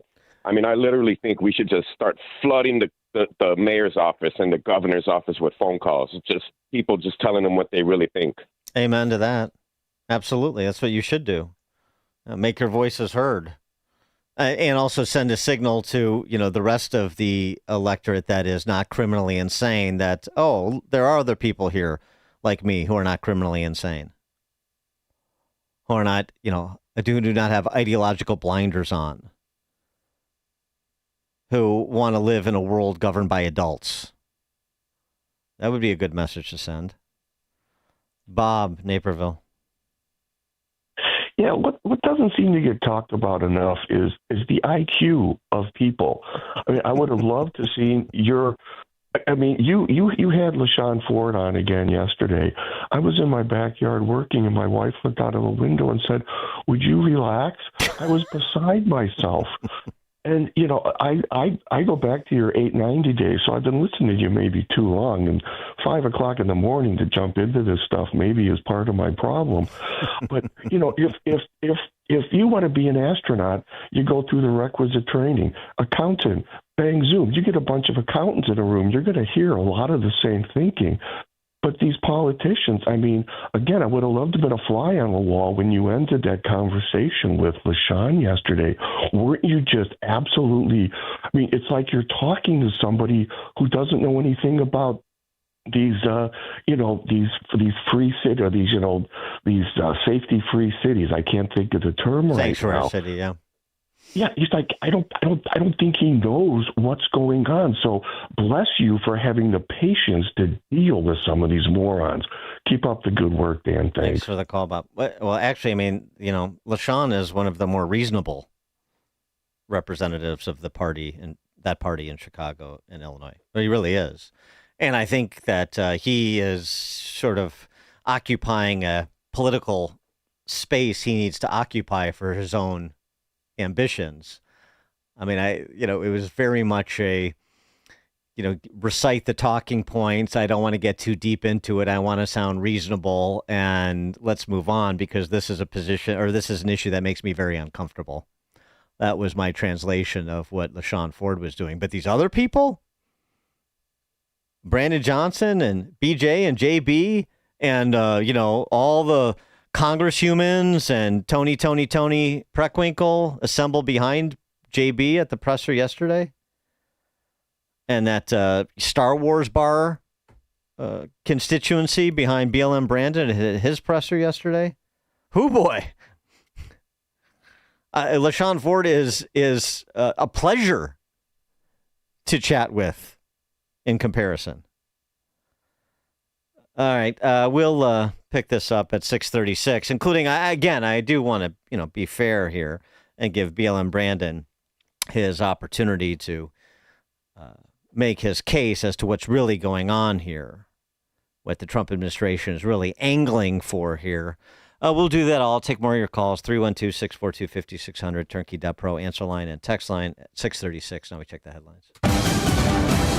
Good morning. It is 63 degrees in Chicago on AM 560, The Answer. I'm Stace Keene in the AM 560 newsroom. The state of Illinois is suing the Trump administration after it authorized the deployment of 300 National Guard troops to our state after federal agents were sent to our area last month in what's being called Operation Midway Blitz. The Trump administration also ordering 200 troops from Texas to join them. Speaking with reporter Chicago Mayor Brandon Johnson claims President Trump is declaring war on the poor. Whether you are a billionaire or a thousandaire or a hundredaire, you deserve the exact same rights. The Constitution applies to all of our residents. The president wants to remake a country by the ultra-rich and for the ultra-rich. Texas Governor Greg Abbott says he supports the Texas National Guard's deployment to Chicago. Illinois Governor J.B. Pritzker asked Abbott to call those troops off. Well, the Senate failed again to pass either the Democrats or the Republicans' competing bills to reopen and fund the federal government. Officials say as many as 43,000 federal workers are furloughed here in Chicago. News is a service of AlmostFreeTeeth.com. Overpaying for dental implants is over. If you have medical PPO Insurance. Find out how you could save 90% off on average to get your smile back. Check if you qualify at almostfreeteeth.com. A check of the roads coming up in 2 minutes on AM 560, The Answer. Larry Elder explains the legacy of Charlie Kirk. He had the ability to change people's minds. It's one thing to provoke. It's another thing to have a conversation, a dialogue with people. And at the end of that dialogue, convince someone that maybe, just maybe, I should rethink my assumptions. Maybe, just maybe, I was wrong. This is the impact this man has had. The Larry Elder Show. Weeknights at 8, right before Sean Hannity at 10 on AM 560. The Answer. If you need custom boxes and crates, expert packing and crating, import-export transloading with heavy lift capability, the DC Group delivers. It all started 51 years ago with DC Export and Domestic Packing, the hard work of founders Dominic and Carol Cochamiglio. Their family's desire to exceed customer expectations, backed by an incredible team and loyal customers, is now driving expansion. From their humble roots in a garage-sized building to 100,000 square feet in the Chicago area, 45,000 in Greenville, and a new Houston facility, they're coast to coast. And their sister company, DC Transport, handles everything from container drayage to super heavy haul loads across North America since 1991. Whether it's packing and crating, transloading, transportation service, or trade shows, the DC Group delivers. Those that attended FabTech 2025, we'd love to hear from you. Get your quote now at dcexport.com. That's dcexport.com, your trusted logistics partner. Salem News Channel is America's fastest growing conservative TV network. It's an absolute crazy day. Home to the largest lineup of free speech champions anywhere, delivering in-depth insight and unapologetic opinion on today's biggest news stories. Americans aren't going to put up with this anymore. SNC brings you the news that matters, told with integrity and clarity. Watch Salem News Channel free 24/7 on your television. Stream now on Samsung TV Plus, channel 1177. Sean Thompson here, and with me today is my friend Dr. Michael Huber, who is one of the creators and developers of Virago. Why don't you tell us what Virago is and the benefits of it? I created Virago with 23 natural ingredients that work together to create this immune response in the body. I created it to fight viruses. Well, what I love about it is I don't want to put anything in my body that isn't natural. So I love the idea that you took 23 natural ingredients and mixed them together. And the benefits of that can be different to everybody, as everybody's unique, but at least you know they're all natural ingredients. They're natural bioflavonoids, natural vitamins, nothing synthetic about the vitamins. Like they have synthetic E out there and they have that. I didn't use any of those synthetic vitamins. Only natural vitamins, only natural bioflavonoids. That's the only thing that I would use. I absolutely love it. Go to myvirago.com. Use coupon code IMMUNE to save 30%. Virago and Maha. Maha starts with Virago. Making America healthy again. Sean Thompson here, and I'm with the team from Access One, the founder and chairman, Mark Joswiak, and vice president, Enzo Scafidi. We're talking about how Access One can help business with their IT challenges. I'm guessing that cybersecurity is a huge concern. And in Access One, does it take different steps? Does it evolve? Is it always monitoring? Is it similar to some of the other entities I see out there that monitor the dark web and all of that? You name it, we do it. Our biggest focus is cybersecurity. So everything we do is from a security perspective. Every action we take, everything that we put in place is all coming from the vein of security. That's why we do everything. And we have experts on staff that help build and design everything we do for our customers. If your business needs help with managed IT, cybersecurity, or voice technologies, you need to contact the team at Access One. Learn more at access1inc.com. That's access1inc.com. Or call them directly today at 1-800-804-8333. If you want thick, healthy, gorgeous hair, then you need Hair Volume from New Nordic. Available online at Amazon and NewNordicUSA.com or in the hair care aisle at your local CVS. Taking a look at the roads from the Team Hochberg Traffic Center, I'm Sue Aller. Doing okay on the Eden, even with this wet weather. The Kennedy inbound from O'Hare to the Burn interchange is 24 minutes. Outbound is 28. Watch out for a collision inbound at Keeler Avenue. The Eisenhower slows down inbound from Wolf to the Old Post Office, 25 minutes. Outbound is 20. There's also a collision blocking the left lane on the inbound Eisenhower at York Road. Inbound Stevenson from the Tri-State to Lakeshore is 29 minutes. Outbound is 18. The Dan Ryan Ryan from 95th to the Burn interchange is 20 minutes. Outbound is 20. And there's a collision on Lakeshore Drive northbound at 47th Street. This report is sponsored by Blindster.com. Blindster.com sells custom blinds, shades, and shutters at low prices. Their blinds are handcrafted to fit your windows. And if they don't for any reason, they'll remake them for free. Your satisfaction is always guaranteed at Blindster.com. Chicago's Morning Answer continues next, but now a check of your forecast from the National Weather Service. Today will be cooler with a morning shower, followed by a mix of clouds and sun in the afternoon, making it feel more like fall with a high of 67. Tonight will be clear with a low of 50. Tomorrow, expect brilliant sunshine and a high of 63. I'm meteorologist Jason Caterina on AM 560, The Answer. Get the latest weather, traffic, and news updates online at 560theanswer.com. This hourly segment brought to you by Unleash Your Wealth with Raj Shah and Rick Borick this Saturday at 7 a.m. and 2 p.m. Learn more at scwealthadvisors.com. Now, from the Signature Bank Studios. If you're looking for the latest news, insight into what it means, and the sharpest opinion, there's only one station in Chicago where you can turn, and it's this one. We're AM 560, The Answer.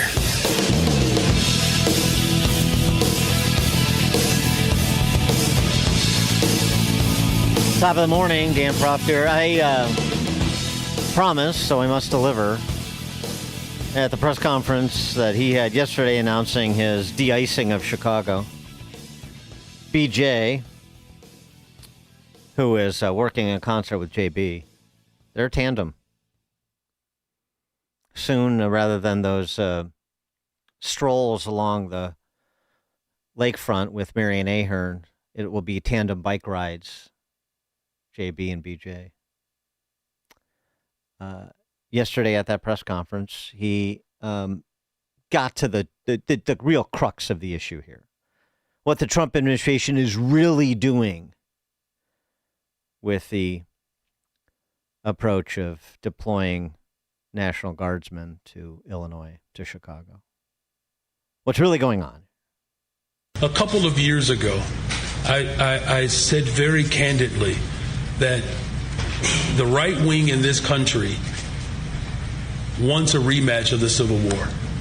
I want that to sit in right now, because the President of the United States of America has declared war on the people of Chicago and people across America. That's right. He's more interested in giving billions of dollars to other nations, while farmers in urban cities around this country are literally being destabilized. And so whether it's the legal system, whether it's through executive order, or whether it's through the brave women and men who are serving as rapid responders. We literally have people who are volunteering in this city, on the southwest side, the northwest side, all over this city, to make sure that we're protecting children from being separated from their families. And we're talking about volunteers who are literally putting themselves at risk of being shot and killed by the federal government. And so whether it's the legal system, whether it's our continuous struggle for liberation through organizing, and whether it's through executive action, or whether it's through law, it would be nice if we actually had lawmakers in Washington that would actually hold this president accountable. And if they won't do it, then the city of Chicago will, using every single tool that's available to us.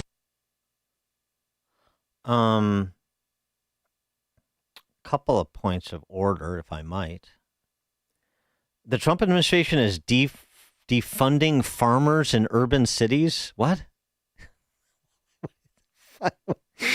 And that's the predicate to a Civil War rematch?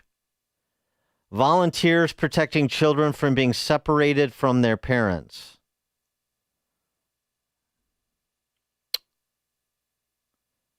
I'm a little hazy on the Civil War rematch argument. The rematch is between, well, it's the right wing versus a black and brown people who are being targeted by ICE. And so this is ultimately about, I'm just trying to make out his case so I can understand the claim. So this is ultimately I think I've heard him say this before.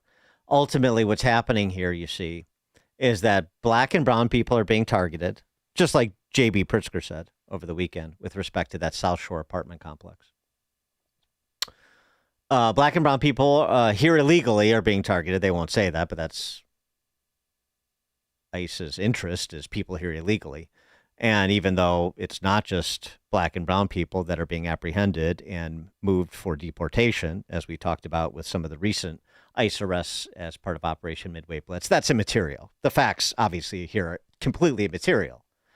So I'm just trying to understand, again, the claim. The claim is, so black and brown people, parenthetically, here illegally, are being targeted by ICE.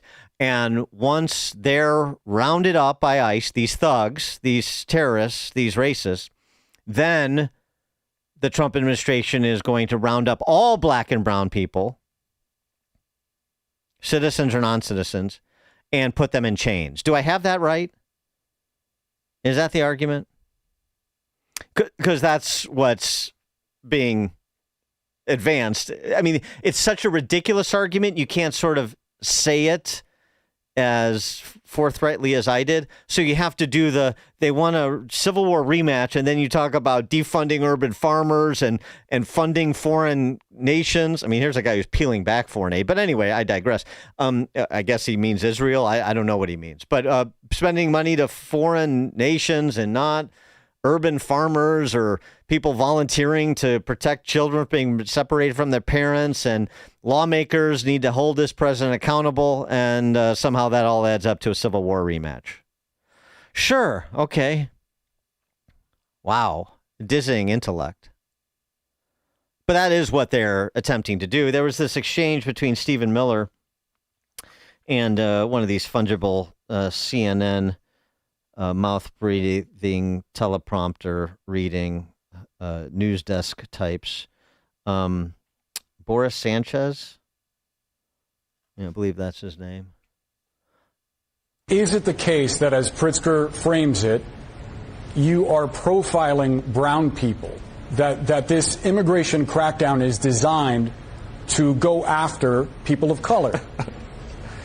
It's such a, oh, what a dumb question. The illegal aliens who are here are taking jobs away from blacks. They're taking jobs away from whites. They're taking jobs away from Latinos. They're taking their health benefits away. They're taking their school slots away. And of course, in many cases, they're committing heinous crimes. We cannot have a system of law in this country that privileges illegal aliens over American citizens. And that's what they're doing. You know it, and I know it. So that's not exactly a no, Stephen. Can you just unequivocally state that the immigration policy... I said it's a dumb question. Okay. Well, I appreciate that. But and it's a dumb question. So no, this policy is not designed to... I thought when I said it was a dumb question, it meant no. Well, I just want to be clear and precise. I appreciate you trying to qualify my questions, but nevertheless, I think it's a fair one that a lot of people have. My full answer is no. That is a lie, and it's a dumb question. A lot of people have that question, and whether that's just targeting, the purpose is to target black and brown people as opposed to people here illegally. A lot of people have that question. There are people that have no capacity for critical thought who are completely sort of lobotomized by watching CNN and MSNBC and listening to politicians like JB and BJ. Those are the people who have that question. It's a legitimate question he's asking. Stephen, I'm just asking, are you a racist? Stephen, are you a Confederate? I mean, a lot of people have that question because we have a bunch of politicians that make reckless accusations. All of a sudden, it magically turns into a legitimate question. It's not a legitimate question. It's not a legitimate question if you examine the evidence. It's not like the evidence is lacking. You have 7-8 months of it in terms of what ICE is doing and has done. Legitimate question. So that's I guess this is it's obviously the race hustle is always a go-to for these identitarians. But I just the rematch, the Civil War rematch thing is making some waves because it's just so, it's like 2 standard deviations away from cogency. Matt, and also up here on Chicago's Morning Answer. Hey, good morning. Thanks for taking the call. Dan, in your last segment, you said something that I agree with. You said federal ICE agents are just trying to exercise their lawful duty. Mm-hmm. And while I agree with you, I have to admit, especially in light of the recent assassination of Charlie Kirk, I want to try to become a better debater myself. So let me play devil's advocate and ask you how I should respond when somebody says to me, well, so was the Third Reich during Hitler's reign, using his federal, if you will, arm to rein in Jews. Now, obviously, that's a false parallel, but that's the way they see it. And I don't know how they unsee it, but that's the way they've chosen to see it. And that's what they're playing on. And all of their, I'm rambling here, but you get the gist of it. Well, I want to be a better debater, and that's a hard one. Well, it's not difficult. Nobody is being disappeared. Nobody is being sent to concentration camps. Nobody is being exterminated. There's no genocide going on the way that Hitler prosecuted it. There are distinctions being made between American citizens and people who are here illegally, and it is irrespective of race, creed, color, sex. It's 100%. Not the same. Yeah. Thanks for the comment. I mean, it's just executing the law. And as I've said before, when you are, if and when there are instances where an ICE agent crosses the line, just as where there have been incidents where domestic police departments or police officers have crossed the line, we've examined so many of these cases of alleged and sometimes actual police brutality, good shoots and bad shoots. We've talked about them. And you examine them on a case-by-case basis, and ICE agents aren't above the law. No one is. That's how you answer it. And the problem is, if you have somebody making Third Reich arguments, they are already so far into the wilderness that it's going to be difficult to bring them back. Ron, Southside. Yeah, Dan, and I meant to call you yesterday because I was so upset. And I'm glad what you were saying. We have to call people out. Page 7 of the Sun-Times yesterday. This senior African-American woman, Patricia Fisher, showed they just destroyed the apartment. Just ransacked. Now, see, that's totally unreasonable. That's totally unreasonable. That is, and so we need to be just as upset. That just really bothered me. Okay, that could be me and my wife. Oh, you come in looking for something, and you just gonna tear up the apartment like an animal. You're talking about the raid on that South Shore apartment complex? Absolutely, and they talked in the interview the lady. I have the story in front of me, and they just burst into her apartment, and they got the picture. Some of the damage left by federal law, enforcement of a complex is reached with. But then that just doesn't have to happen. If you're going to get somebody, well, and if you even detain them, but what you going to just call that candidate? No, we got to call out wrong when it's wrong. And the picture shows it. Well, I agree about calling out wrong when it's wrong, Ron. Although that South Shore apartment complex wasn't, there's more to it than meets the eye, and certainly was reported in the NPR Times. And I discussed this yesterday. CWB Chicago had a story about it, about how inspectors were there 2 or 3 weeks before the ICE raid and found it basically uninhabitable. And ICE also responded to this. Todd Lyons did, making the point that this was Tren de Aragua infested. This was like akin to one of those apartment complexes in Aurora, Colorado that TDA had taken over. ICE isn't a masked Gestapo or the Nazis just indiscriminately rounding people up. That was a criminally based intelligence law enforcement mission that was done by the FBI, Border Patrol, and Homeland Security investigations. It was a great operation that the city of Chicago didn't take any action on that apartment complex, whether you'd had known gang members, Trinidad and Tobago, which are terrorists, terrorizing that neighborhood. And we went ahead and we stepped in and we intervened. That's what people need to be focused on. They need to learn the facts and not listen to the rhetoric from the left. So if there was somebody that was treated badly or an ICE agent that crossed the line in that apartment complex, then I'm fine to hear them out, make the complaint, and have whoever crossed the line, if anyone did, held accountable. But that's unclear to me at this point.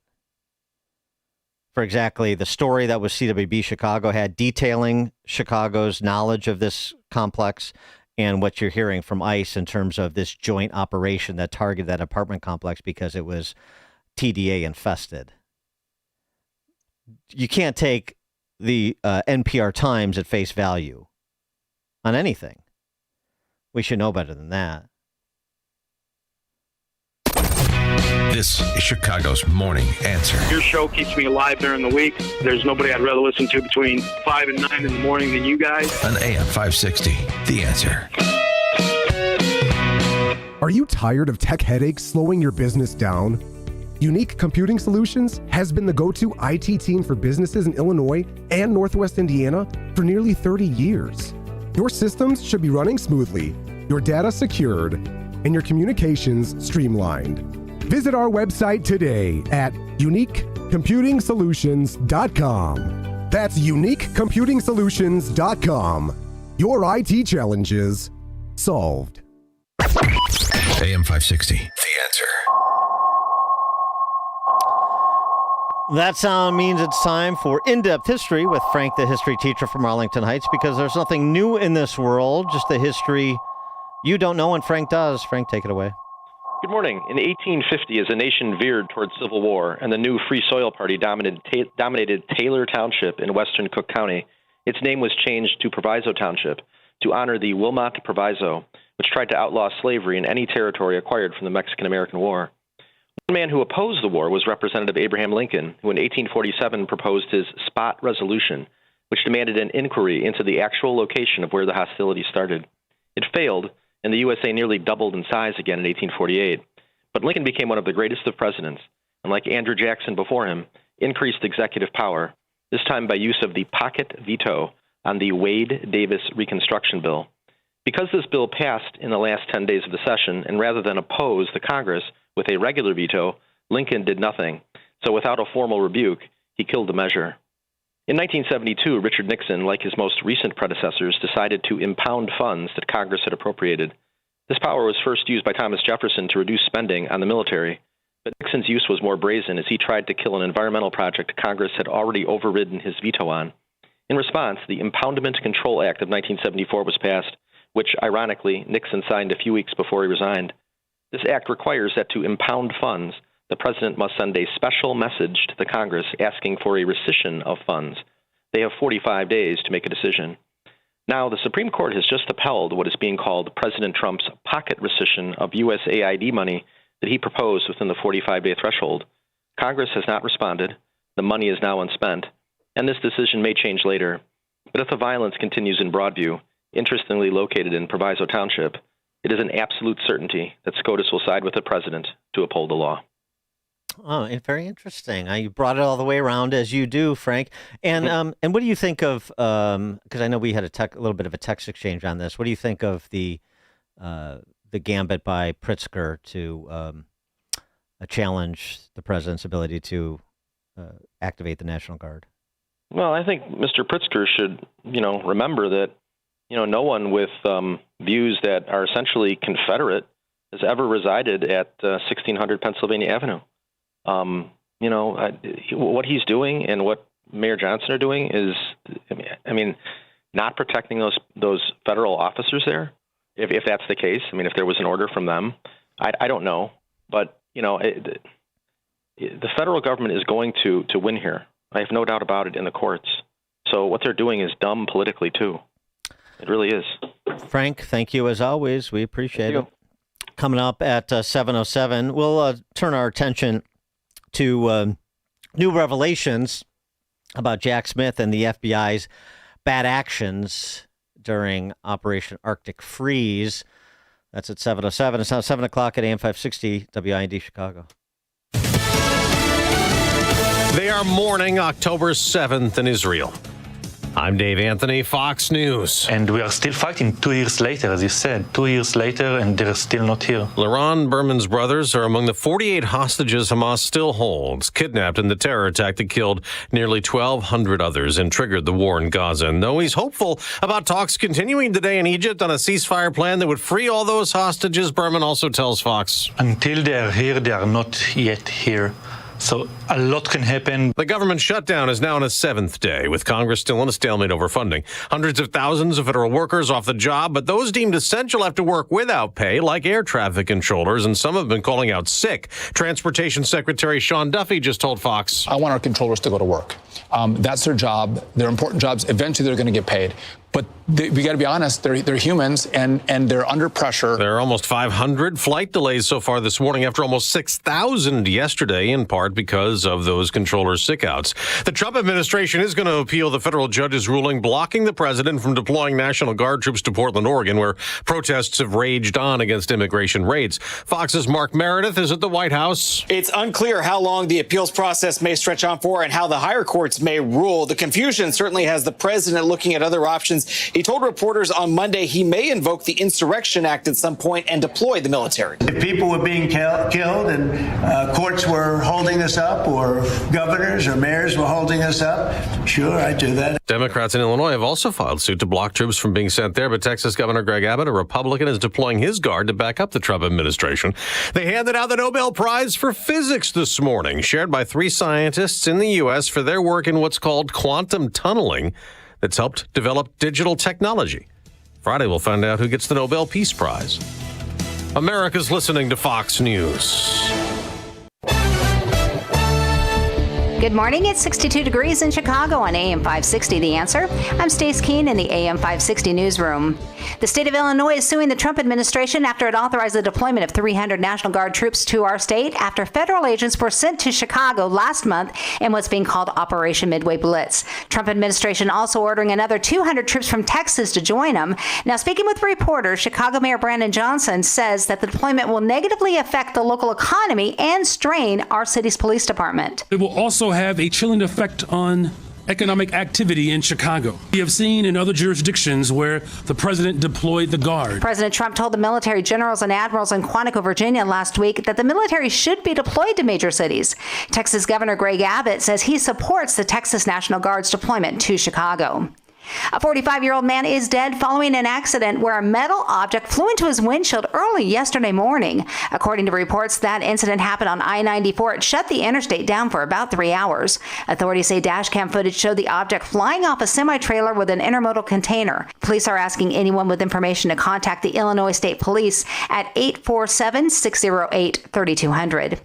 And 2 cases of Legionnaire's disease have been traced back to a Chicago area nursing home. Officials with the Illinois Department of Health say those cases are connected to the Alden Valley Ridge Rehabilitation and Health Center.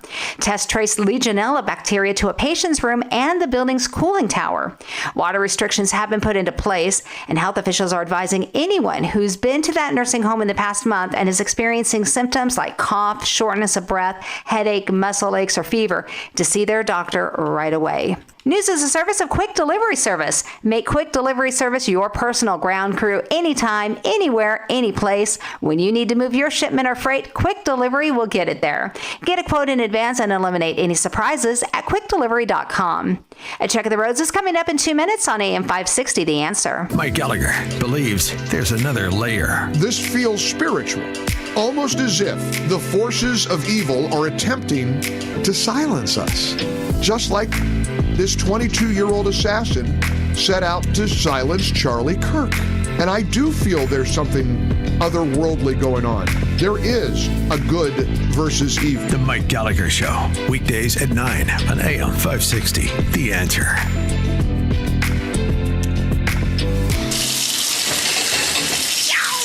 Let's go!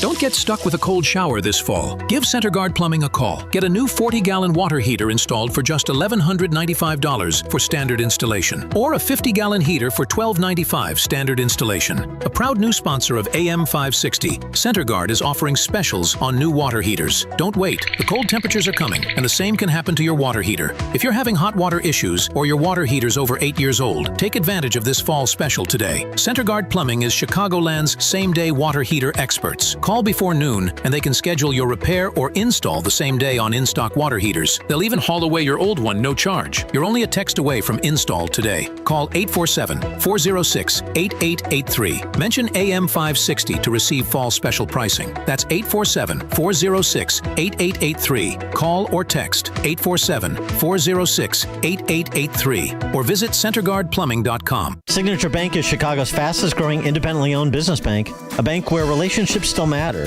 Signature Bank knows your name and your story. I'm Dan Proft, and I know this because Signature Bank is my business bank. Hi, I'm Bob Chivato, owner of Go Exceed and a customer of Signature Bank. By leveraging AI and machine learning, we provide data management solutions for corporations to save time and money managing their cellular devices. While we rely on machines to help us run our business, we believe personal relationships are essential. This is why we chose Signature Bank. Having a banking partner who understands our background, our business, and our priorities is fundamental to our success. Any bank can provide basic services, but having a bank that you can trust, one that looks out for you and treats your business like its own, that's irreplaceable. Signature Bank helps local businesses succeed. Want to learn how Signature Bank can help turn your business vision into reality? Call Signature Bank at 773-467-5600 or visit signaturebank.bank. Member FDIC, Equal Housing Lender. The Tunnel to Towers Foundation honors the sacrifices of America's heroes. Heroes like U.S. Army Specialist Andy Keith Kingsley. Andy was part of the 82nd Airborne Division. He received various awards and decorations, including a Purple Heart. While deployed, Andy was catastrophically injured in combat. Andy and his family received a mortgage-free smart home from Tunnel to Towers. But many more heroes like Andy need your support. Donate $11 a month to Tunnel to Towers at T2T.org. That's T2T.org.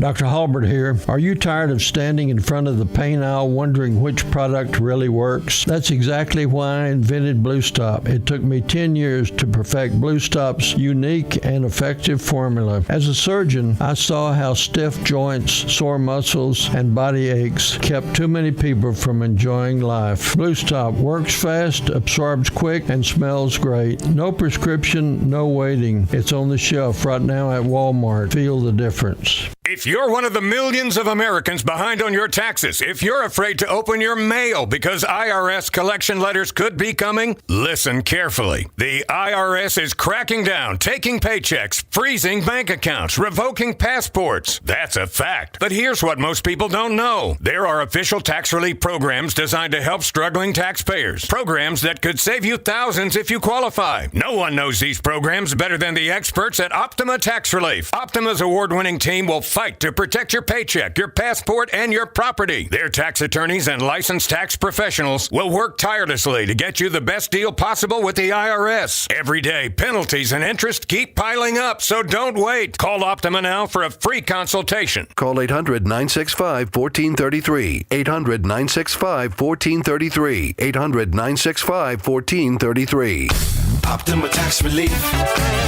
Some restrictions apply. For complete details, please visit OptimaTaxRelief.com.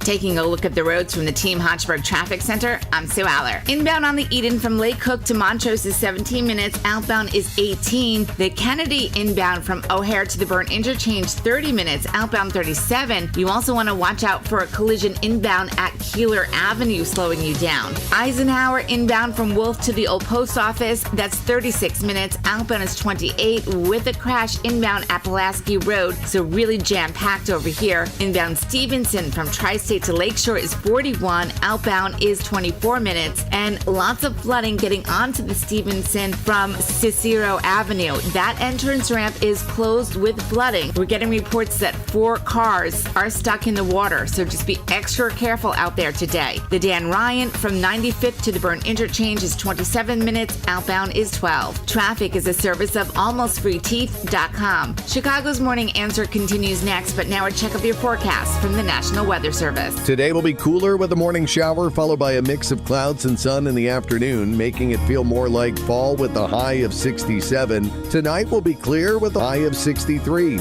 I'm meteorologist Jason Catarina on AM 560, The Answer. Get the latest weather, traffic, and news updates online at 560theanswer.com. Protect your liver and give it the support it deserves with Active Liver from New Nordic. Find Active Liver in stores at your local CVS, Meijer Grocery, or online at Amazon or at newnordicusa.com. Now, from the Signature Bank Studios, this is Chicago's Morning Answer with Dan Proft on AM 560. The Answer.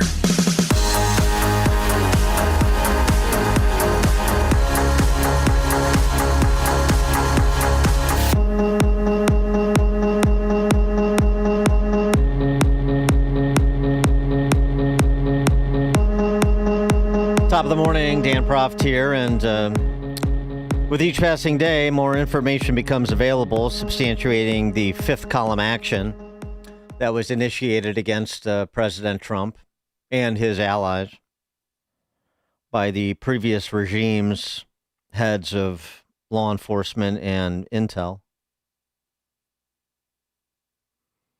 Special Counsel Jack Smith is part of Operation Arctic Frost. I think I said freeze last hour. Arctic Frost.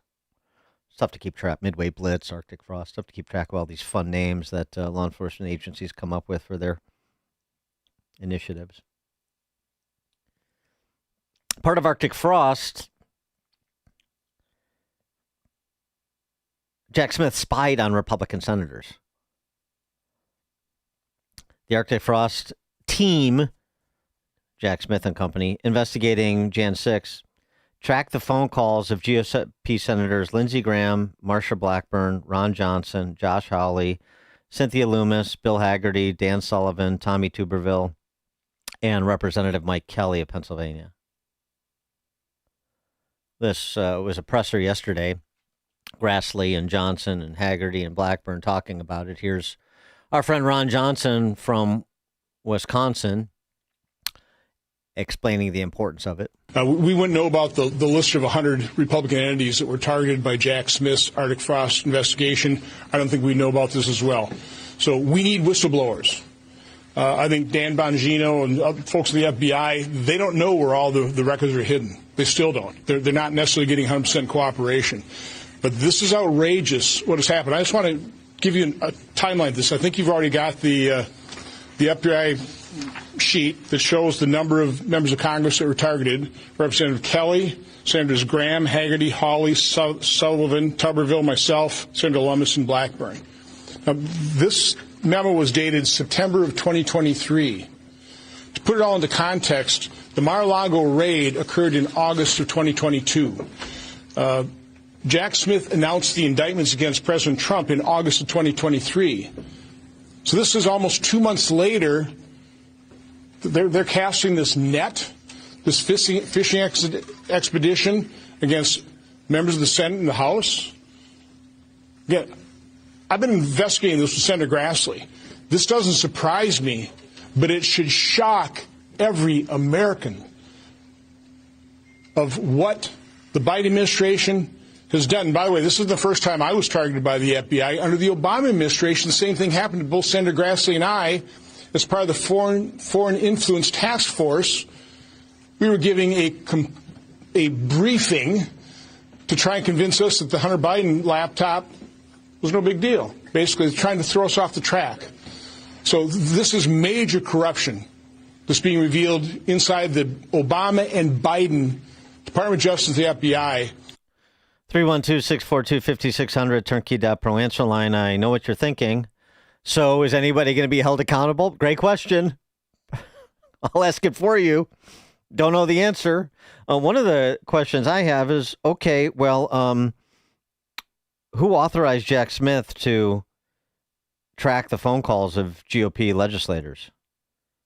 Did he get essentially a surveillance warrant to do this? And what was the basis of said warrant if he did? That's unclear to me.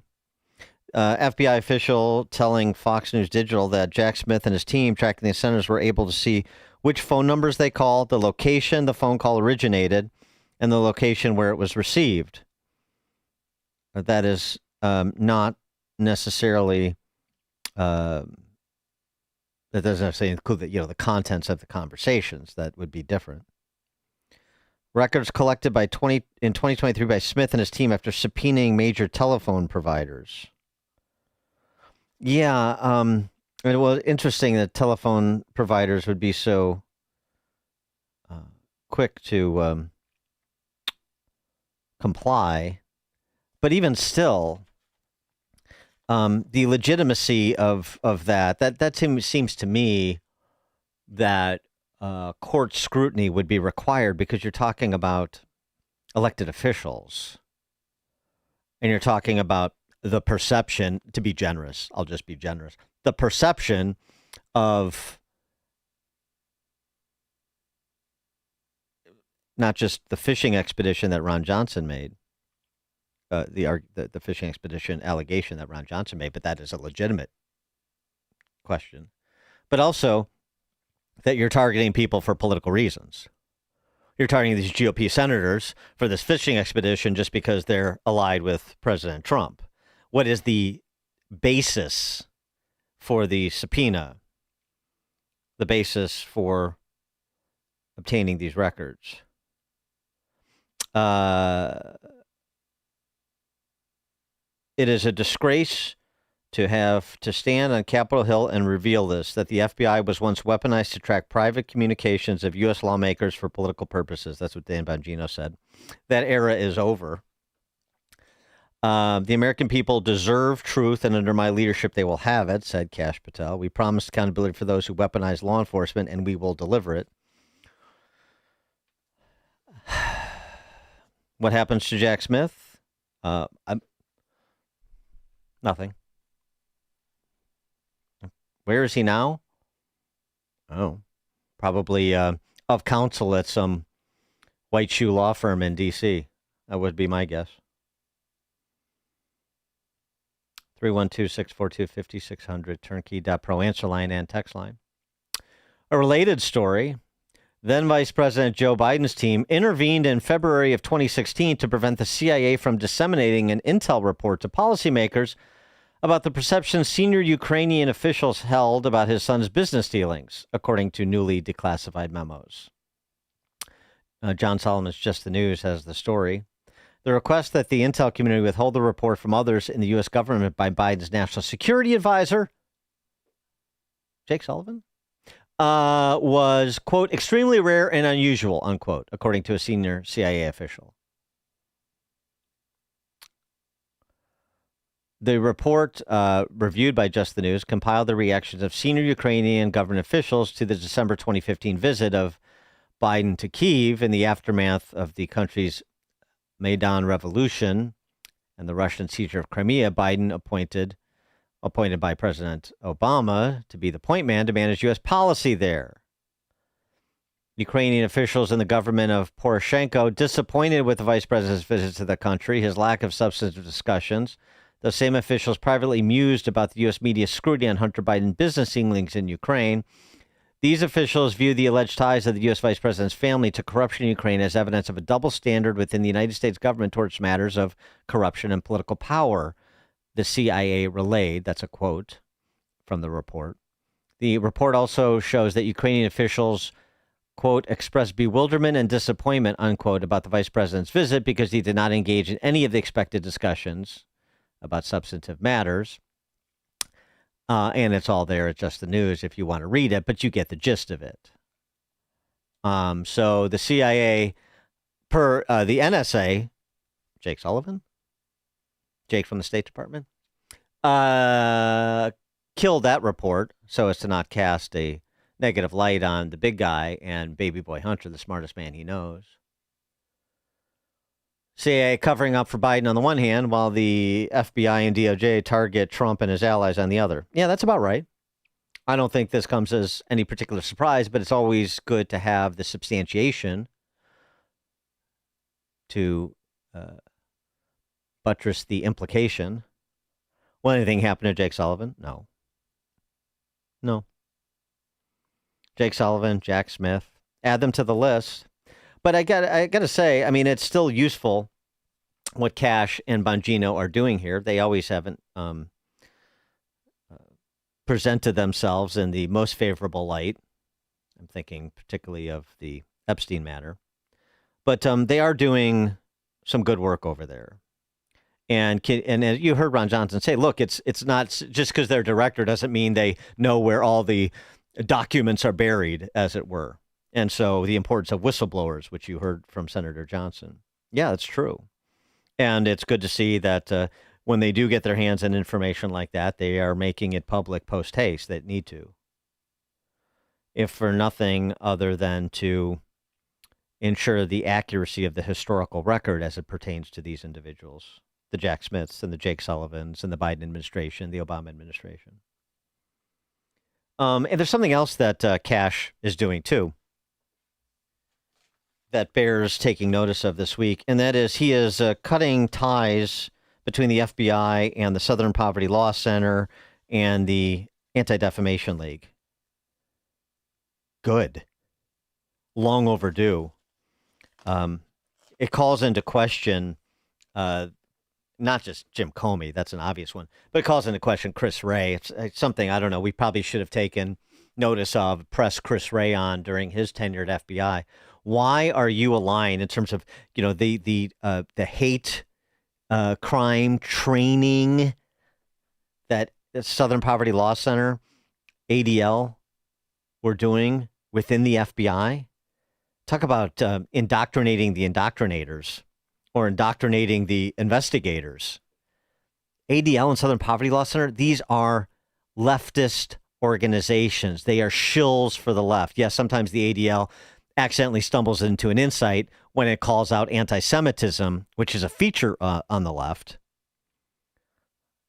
They have no choice when it manifests itself the way it did on college campuses and in assassinations and in the rhetoric of members of Congress like Omar and AOC and Tlaib, and I could go on, Presley.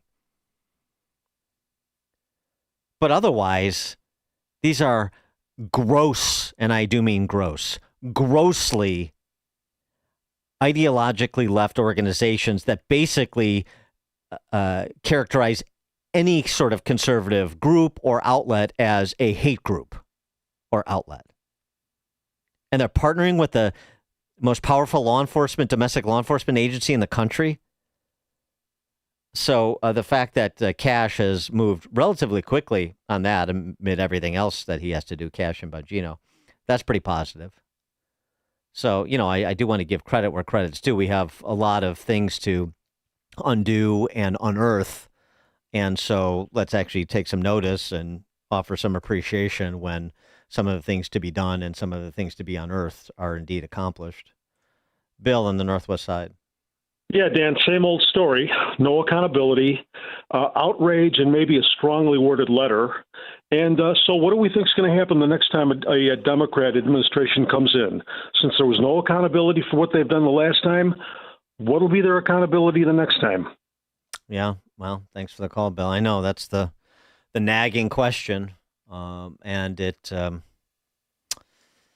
it speaks to the Comey indictment, and it speaks to what Vance and others said on the occasion of the Comey indictment, that they believe there are more to come.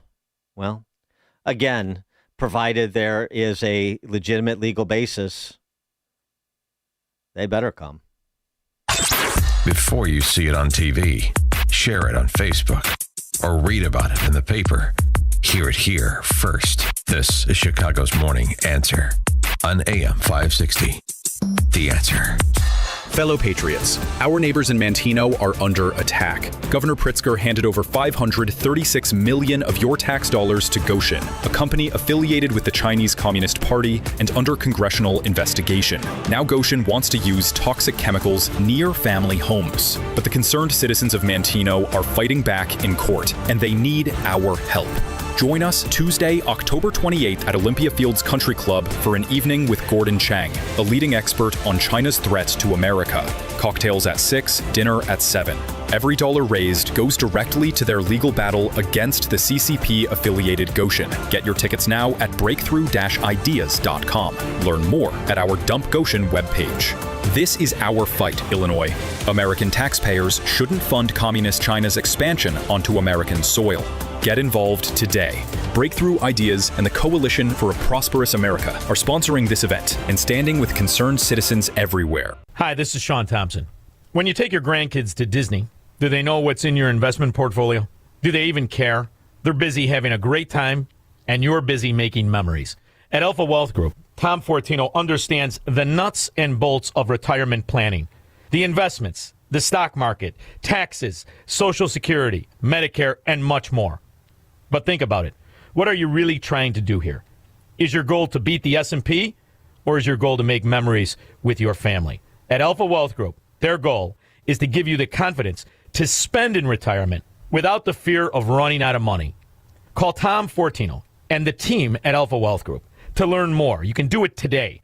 Call 630-864-6711. The number again, 630-864-6711.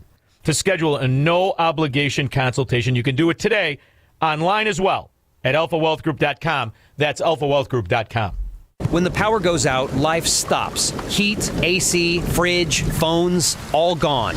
But with a Generac home standby generator from True Power Generator Service, your home powers back on automatically, so you're never left in the dark. Book your consultation today at truepowergenerator.com. That's TRUpowergenerator.com. Plus, 560 listeners get a free 10-year extended warranty. Terms and conditions apply. Call for details. True Power Generator Service and Generac. It's not just a generator, it's a power move. Your local State Farm agent, Anthony DeGrotto, combines good neighbor service with surprisingly great rates. You can combine your home, auto, and life insurance to not only save you money, but give you the peace of mind you've been looking for. Anthony DeGrotto is your go-to agent in Chicagoland. He and his team will work for you to provide the best service you expect at the price you want. Combine your home, auto, and life insurance today. Anthony DeGrotto will help you mix and match things perfectly. His State Farm office is a top pick 2024 Daily Herald Reader's Choice Award winner. He's a proud supporter of Tunnel to Towers and like-minded as you. His State Farm agency is currently looking to add members at their Roselle office. Call Anthony at 847-895-1500 today or visit DeGrottoSF.com. That's DeGrottoSF.com. Like a good neighbor, State Farm is there. Individual premiums will vary by customer. All applicants subject to State Farm underwriting requirements. When the power goes out, life stops. Heat, AC, fridge, phones, all gone. But with a Generac home standby generator from True Power Generator Service, your home powers back on automatically, so you're never left in the dark. Book your consultation today at truepowergenerator.com. That's TRUpowergenerator.com. Plus, 560 listeners get a free 10-year extended warranty. Terms and conditions apply. Call for details. True Power Generator Service and Generac. It's not just a generator, it's a power move. Did you know a will alone does not keep your family out of court when you die? The court still has to approve your will, but get a living trust, and your estate can be settled clearly without issue. Talk to the attorneys at Naumann & Associates. They prepare wills and trusts for a flat fee, no surprises, no hourly rate. With decades of experience, they know the law and offer a free consultation. Contact Naumann & Associates in Elk Grove Village, nalawgroup.com. Call 847-593-8777. It's Cybersecurity Awareness Month, and LifeLock is here with tips to help protect your identity. Use strong passwords, set up multi-factor authentication on your accounts, report phishing, and update your software on all your devices. And for comprehensive identity protection, LifeLock is your best choice. LifeLock not only alerts you to suspicious uses of your personal information, but also fixes identity theft, guaranteed, or your money back. So stay smart, stay safe, and stay protected with a 30-day free trial at LifeLock.com. Use the promo code BECK. Terms do apply. You ever wonder why Verizon charges twice as much as Pure Talk for the same basic service? Think it might have something to do with the fact that Verizon spends $12 billion a year on advertising and promotion. That's billion with a B. Yeah, Pure Talk doesn't spend that kind of money on commercials. That's why they can offer unlimited talk, text, and plenty of data on a blazing fast 5G network for just $25 a month. Save an additional 50% off your first month when you dial pound 250 and say the words Micro. That's pound 250, Micro. AM 560, The Answer.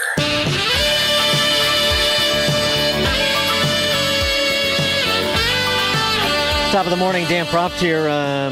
Just a quick note. That AG nominee in Virginia we talked about yesterday, Jay Jones, who sent those vile texts to a Republican colleague wishing for the death of a former Speaker of the House there, the death of his children as well, that they die in his wife's arms.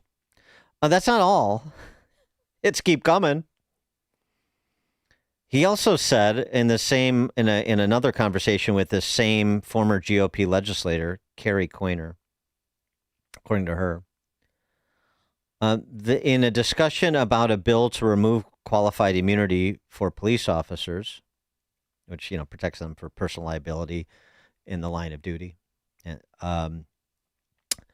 Jay Jones, the New Marxist Party's nominee for AG in Virginia, did not believe that police should have qualified immunity.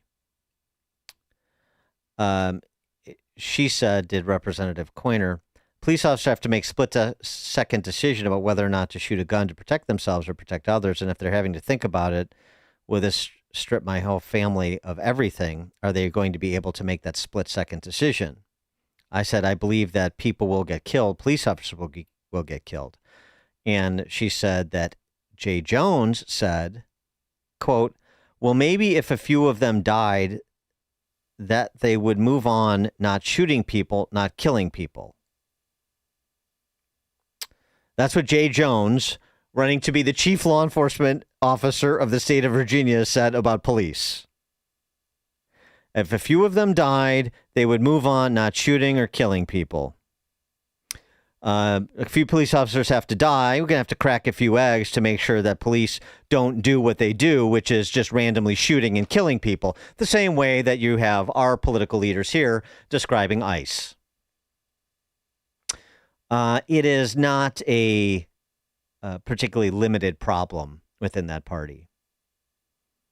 It is who that party has become per the center of gravity ideologically that dominates the party.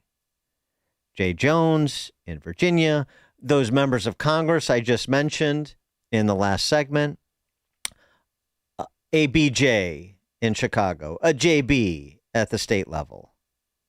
And we could go on and on and on, including all of those that were arrested this weekend, committing acts of potentially lethal violence against ICE officers.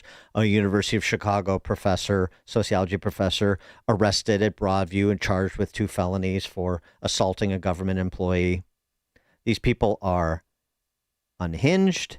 They have no impulse control. They believe violence is the means to political ends.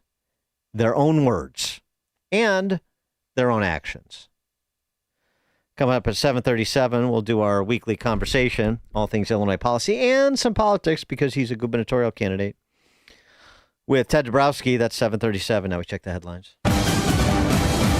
Good morning. It's 62 degrees in Chicago on AM 560, The Answer. I'm Stace Keene in the AM 560 newsroom. The Trump administration is sending 300 National Guard troops here to Illinois, including 200 troops from Texas. Chicago Mayor Brandon Johnson says the president's words to use major cities as, quote, training grounds for the military should be taken at face value. President Trump told the military generals and admirals at Quantico, Virginia last week that the military should be deployed to major cities. Texas Governor Greg Abbott says he supports the Texas National Guard's deployment here to Chicago. 2 cases of Legionnaire's disease have been traced back to a Chicago area nursing home. Officials with the Illinois Department of Health say those cases are connected to Alden Valley Ridge Rehabilitation and Health Center. The test traced Legionella bacteria to a patient's room and the building's cooling tower. Water restrictions have been put into place. Health officials are advising anyone who's been to that nursing home in the past month and is experiencing symptoms like cough, shortness of breath, headache, muscle aches, or fever to see a doctor right away. News is a service of AlmostFreeTeeth.com. Overpaying for dental implants is over. If you have a Blue Cross Blue Shield PPO or FEP, you could save 90% off on average to get your smile back. Learn more and check if you qualify at AlmostFreeTeeth.com. A check of the roads coming up in 2 minutes on AM 560, The Answer. Larry Elder sees a major sticking point. Democrats opposed it, asked for $1.5 trillion in additional spending, including health care for illegal aliens. You think I'm making this up? This is Maxine Waters. But are Democrats demanding health care for illegal aliens? Democrats are demanding health care for everybody. Just in case there's any misunderstanding. The Larry Elder Show. Weeknights at 8, right before Sean Hannity at 10 on AM 560. The Answer. It's Reveille. Trump is solidly focused on setting standards, holding people accountable, and following through. This is Leadership 101. Lefties loathe accountability, and so they loathe what's happening. But anything less than accountability invites confusion, resentment, division, and chaos. So if Democrats want to shut down the government, for example, then Trump will permanently reduce jobs. If Pritzker and Johnson won't cooperate with ICE and refuse to back them up when protesters violently impede operations, then 300 National Guardsmen are going to show up on the streets of Chicago. And having let standards slip in the military means the brass is going to sit through a lecture by Trump's Secretary of War, whether or not they want to be lectured to by a much younger warfighter. On the latter, in dramatic fashion, Secretary of War Pete Hegseth called in all the generals, admirals, command sergeant majors, and equivalents to a joint briefing at Quantico. At the briefing, he lectured them not on new standards in the military, but adhering to time-tested military standards. The military under Obama and then Biden has produced social justice warriors and forced real warriors to go along with woke ideology, race-based promotion, Ibram X. Kendi reading lists, and overweight, unshaven, and long-haired soldiers and sailors, all of which sow division and impede discipline. For many of the brass, this must have been difficult to sit through, but it was a lecture that should not have been necessary. All the brass in that room could have stopped the slide in standards. They didn't. Hence the lecture. Hegseth reminded them that the primary reason for the military is to win America's wars. He said the focus going forward was training and maintaining. He promised to give them the flexibility to do what they needed to prepare for war and the equipment to do so. People panning the speech need to listen to it in its entirety. I'm Jeannie Ives. Listen to The Real Story Sunday from 7 to 9 p.m. and sign up for my newsletter at breakthrough-ideas.com. If you need custom boxes and crates, expert packing and crating, import-export transloading with heavy lift capability, the DC Group delivers. It all started 51 years ago with DC Export and Domestic Packing, the hard work of founders Dominic and Carol Cochamiglio. Their family's desire to exceed customer expectations, backed by an incredible team and loyal customers, is now driving expansion. From their humble roots in a garage-sized building to 100,000 square feet in the Chicago area, 45,000 in Greenville, and a new Houston facility, they're coast to coast. And their sister company, DC Transport, handles everything from container drayage to super heavy haul loads across North America since 1991. Whether it's packing and crating, transloading, transportation service, or trade shows, the DC Group delivers. Those that attended FabTech 2025, we'd love to hear from you. Get your quote now at DCExport.com. That's DCExport.com, your trusted logistics partner. Protect your liver and give it the support it deserves with Active Liver from New Nordic. Find Active Liver in stores at your local CVS, Meijer Grocery, or online at Amazon or at NewNordicUSA.com. Taking a look at the roads from the Team Hochberg Traffic Center, I'm Sue Aller. Inbound on the Eden from Lake Cook to Montrose, 17 minutes. Outbound 22. The Kennedy inbound from O'Hare to the Burn Interchange, 37 minutes. Outbound 57. The Eisenhower inbound from Wolf to the Old Post Office is 41. Outbound is 31. A crash on the outbound side after Wolf Road. Inbound Stevenson from the Tri-State to Lakeshore is 45. Outbound is 24. Watch out for a collision on the inbound side at Lamont Road. And the entrance ramp to get onto the Stevenson from Cicero Avenue is closed with flooding. On the Dan Ryan from 95th to the Burn Interchange is 34 minutes. Outbound is 13. This report is sponsored by Blindster.com. Blindster.com sells custom blinds, shades, and shutters at low prices. Their blinds are handcrafted to fit your windows, and if they don't for any reason, they'll remake them for free. Your satisfaction is always guaranteed at Blindster.com. Chicago's Morning Answer continues next, but now a check of your forecast from the National Weather Service. Today will be cooler with a morning shower, then a mix of clouds and sun in the afternoon, resembling fall. The high will reach 67. Tonight will be clear with a low of 50. Tomorrow expect brilliant sunshine with a high of 63. I'm meteorologist Jason Caterina on AM 560, The Answer. Get the latest weather, traffic, and news updates online at 560theanswer.com. This hourly segment is brought to you by Forever Remodeling. Stress-free and high-quality remodeling. View their stunning transformations online at the number 4everremodeling.com. Now, from the Signature Bank Studios. Insert Democrat socialist here. Runs the Democratic House for 30 plus years running. He's promising this and he's stealing that. Where can you get that kind of money? He's using your house like his own piggy bank. You ought to know by now. You can pay off your house here in Illinois, but you can never keep up with the taxes. Oh, how it's always been the plan to have a taxpayer pay, no doubt. Not a matter of if anymore, but when. You're moving out. I said, when you're moving out. Top of the morning, Dan Proft here, and that theme music means it's time for our weekly conversation with Ted Dabrowski, formerly of wirepoints.org, now a Republican candidate for governor, discussing all things policy and a little bit of politics, because, of course, the two intersect, don't they, in Illinois. J.B. Pritzker, Governor Spalding, a.k.a. Jelly Belly, announcing this yesterday. I refuse to let Donald Trump, Kristi Noem, and Gregory Bovino continue on this march toward autocracy. Their plan all along has been to cause chaos, and then they can use that chaos to consolidate Donald Trump's power. They think they can fool us all into thinking that the way to get out of this crisis that they created is to give them free rein. Well, that plan will only work if we let it. The state of Illinois is going to use every lever at our disposal to resist this power grab and get Noem's thugs the hell out of Chicago. Noem's thugs? You mean DHS officers, law enforcement, federal law enforcement officers. Thugs, categorically. Tens of thousands. All thugs. And as you might suspect, because he's a tough-talking governor. I'm not afraid. I am not afraid, and I won't back down. No, I won't back down.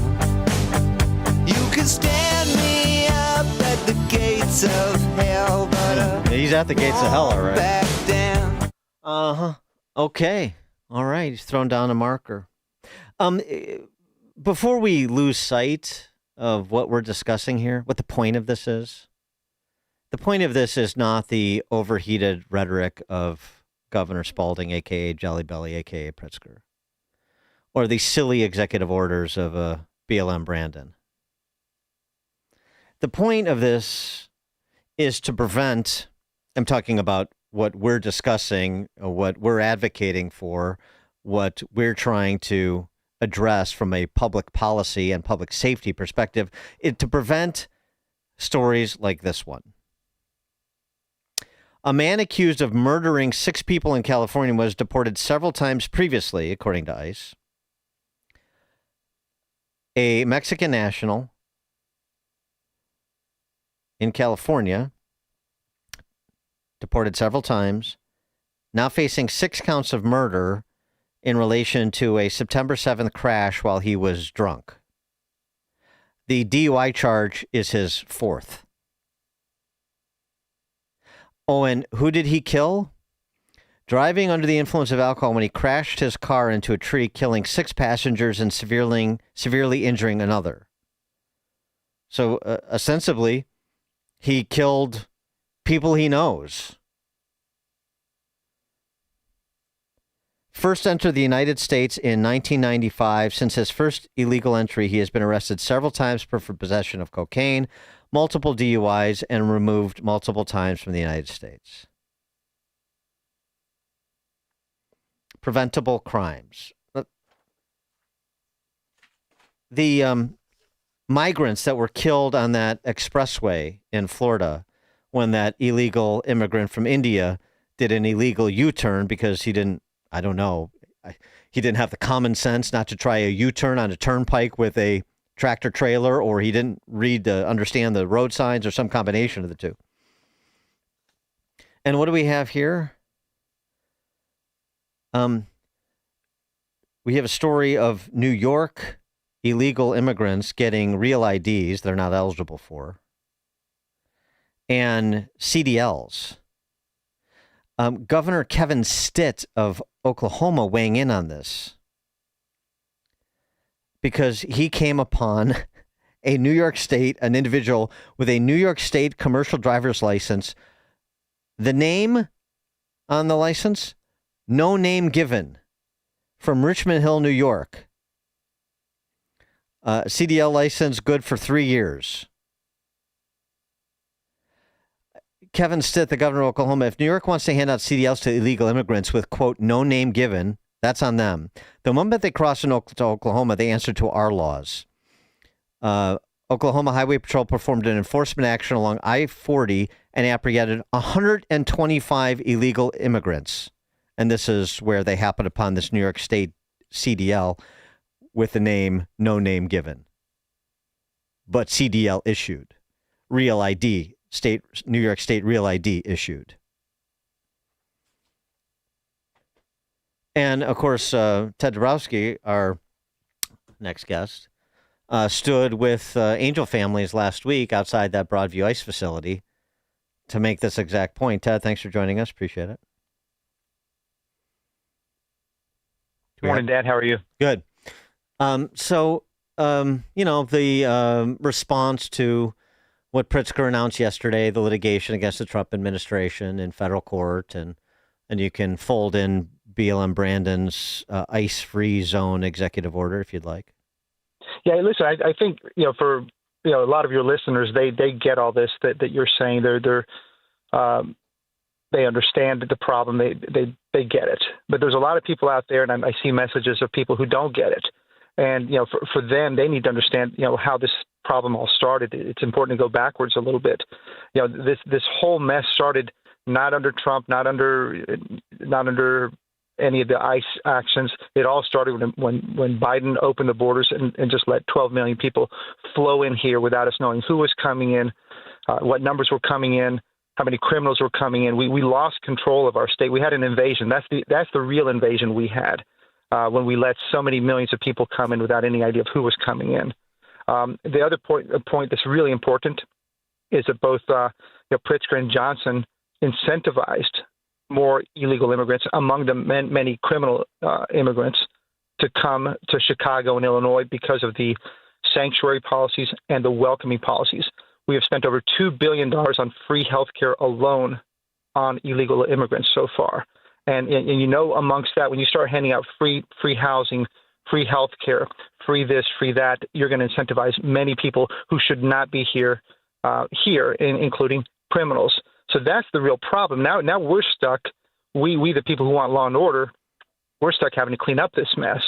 And so, that's where you get to the whole point that Pritzker and Johnson's policies they're harboring criminals because they don't want to hold these bad guys in jails. They keep letting them out, and they won't let ICE and federal law enforcement come in and take these guys. So it's a real policy of they're harboring criminals. And I don't know where the lines are for Governor Pritzker in fomenting violence as being some kind of indictable offense. But what I do know is that the people of Illinois should boot him out of office because what he is doing is dangerous and reckless. Yeah, it's the reference to thugs, which is actually a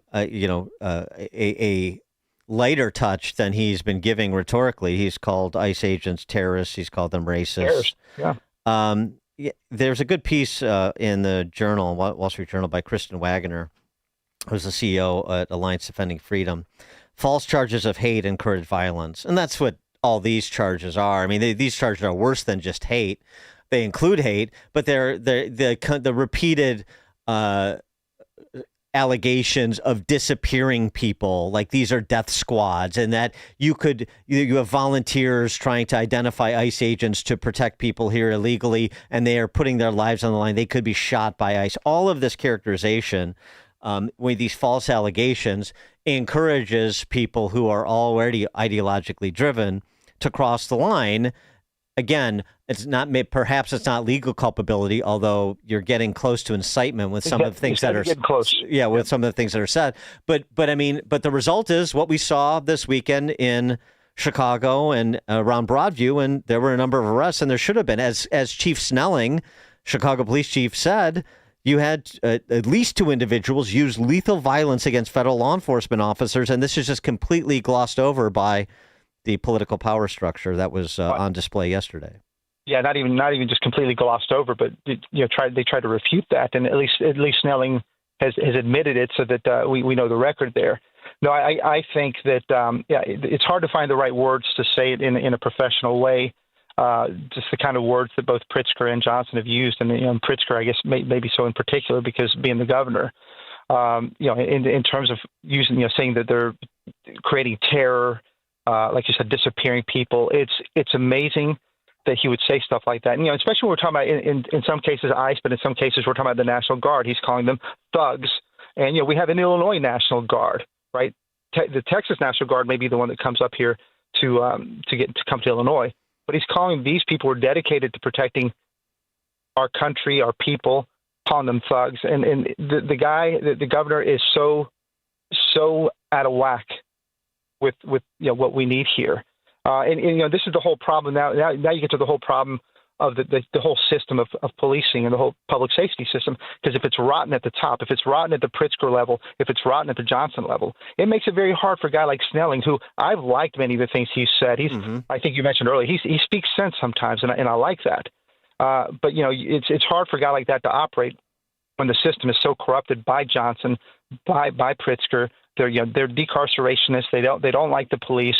It's really hard to operate that. So if you want to fix Illinois and if you want to fix Chicago, you got to change the leadership because it's rotten. Well, I mean, if you were the governor, what would you do, particularly after this weekend, when you had, with all due respect to Superintendent Snelling, you had a stand-down order given by Chicago police to patrol officers that were set to respond to ICE agents in need that had made the request, given a stand-down order. If you're not going to have local law enforcement respond to protect federal law enforcement, what's a governor to do? Well, governor's got to, first thing we have to do is eliminate the sanctuary policies. And of course that could be difficult because of the supermajorities in the legislature. So I'd have to use executive powers, whatever executive powers I have, to demand that we cooperate with the federal authorities. And if that still doesn't happen, I would have to do everything I can, calling up the National Guard on our side to make sure we protect law enforcement and protect federal authorities. So it would be a battle, but it's a battle that has to be had because we have to protect our citizens. I mean, I can say over and over till I'm blue in the face, we've led the country in murders for 13 straight years. It's 7,700 murders in those 13 years, 7,700 murders. Many, the 80 to 90% of them are black and Hispanic people. So it's the minorities who are taking the blunt, bearing the blunt of this whole thing, and the South Side and the West Side. And so we have to protect our people. We have to protect the areas where it is so damn dangerous. And I would use all the powers to do that. Well, the other thing, too, is, just the resource issue. I mentioned this earlier in the show because Brandon Johnson's reaction to the stand-down order was just a blanket statement that Chicago police respond to 911 calls. And per your research over at WirePoints that we've discussed on this show over the years, well, actually, no, they don't. I mean, they do to the extent possible, but per your research over at wirepoints.org, in 2023, for example, there were 56% of more than 783,000 911 calls, Priority 1 and Priority 2 911 calls, serious 911 calls. 783,000, 436,000, or 56% of those 911 calls were not responded to because there were no Chicago police available to respond. This discussion of what the feds may need to do because you have had a defunding of the police sort of de facto by Brandon Johnson and previous administrations, down 2,000 officers. And so they, even where they want to and would, of course, they don't have the manpower to do so. Yeah, I mean, that's the whole part of the whole destruction of our public safety system and our command and control, it dies at the top, and it's what we've seen. And we published that stuff, and I couldn't believe it at first. Right, 56% of priority 1 and 2. Those are the urgent 911 calls. Can't get a police officer there, in any kind of normal time. Sometimes 30 minutes, sometimes an hour, sometimes 2 hours. And and I don't want to blame the police at all for that. I want to blame the system and the fact that we're understaffed, undermanaged. It's become a real mess. And I want to make one more point, Dan. I want to go back to that other point we're making. Look, for people who think we're being too tough about calling for like National Guard to support our south and west sides and whatever other dangerous areas there are, don't forget that Pritzker called the National Guard to protect the DNC whatever it is, a year ago. He brought in the National Guard to protect the political elite. And if he can bring in the National Guard to protect the political elite, he's got to be able to bring the National Guard to protect his own people. But he won't do it, and that's the hypocrisy of the whole thing. Well, and federal law enforcement, right? Yeah. Protect them too. My God, these are people who are trying to protect. Again, they're going after violent criminals. I think that's the other forgotten part. They're going after super violent criminals. If we can't do that, if the governor can't do that, he needs to be removed from office by Illinoisans. Ted Dabrowski, formerly the president of WirePoints, wirepoints.org, now a Republican candidate for governor. TedForIllinois.com is the website. Ted, thanks as always. Thank you, Dan. And Ted joined us on the Turnkey.Pro answer line. Hear about the big stories of the day, then talk about them right here on Chicago's Morning Answer on AM 560. The Answer. Hello, this is Alistair Begg. In September of 2026, I'll be teaching the Bible as we cruise through the Norwegian fjords. I'd love for you to join me. Call 855-565-5519 or visit deeperfaithcruise.com. Well, we decided to develop our own mattress line I think, purely from a quality standpoint again. We wanted to go the opposite way the industry was going. The industry was cheapening things, and we didn't believe in that. Ben and Arvid from Penny Mustard Furnishings. The entire mattress industry has gone to one-sided. We still believe that a two-sided is going to last you longer. You can get more comfort out of it. 5 years from now, 10 years from now, I want them to look back and say, wow, I bought that a long time ago, and I'm still really happy with it. That's true in our mattresses. It's true in our furniture. PennyMustard.com. Whether you are old or young, no one likes to lose money. The market is at an all-time high. How much risk does your portfolio really have in it? Are you worried that you could lose your hard-earned money? Call TJ Stearns in Arlington Heights at 800-640-2256 for your free risk report. Call right now and we will include a full analysis of your portfolio. Don't wait until it's too late. Call TJ Stearns, a local and longtime sponsor on AM 560. Call 800-640-2256. Call now and tell him AM 560 sent you.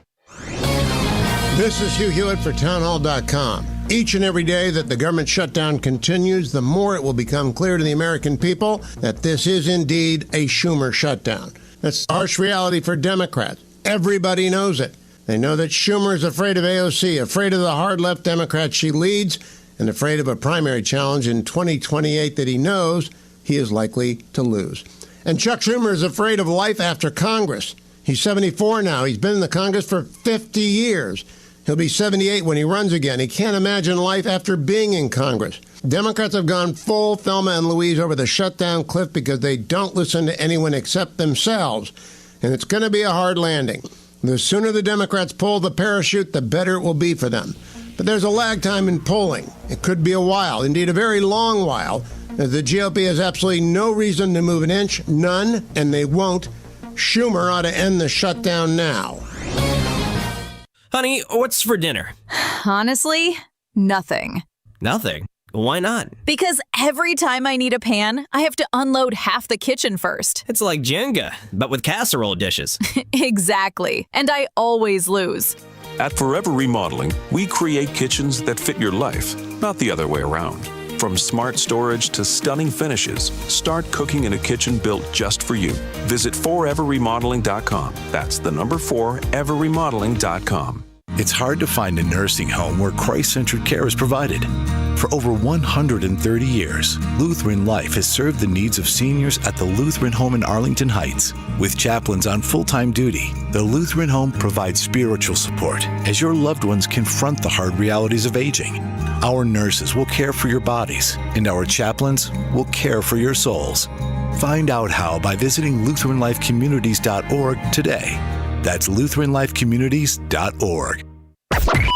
AM 560, The Answer. Text from 847 on that CDL license issued by the state of New York I mentioned to no name given. First name no, last name given. Yeah, that's right. First name no, middle name, last name given. What could go wrong? Coming up at 8:08, we're going to talk to Gene Hamilton, formerly White House Deputy Counsel and General Counsel to DHS, now the President of America First Legal, continuing our conversation on immigration law enforcement at 8:08. It is now 8 o'clock on AM 560 WIND Chicago. He got his hand caught in the cookie jar.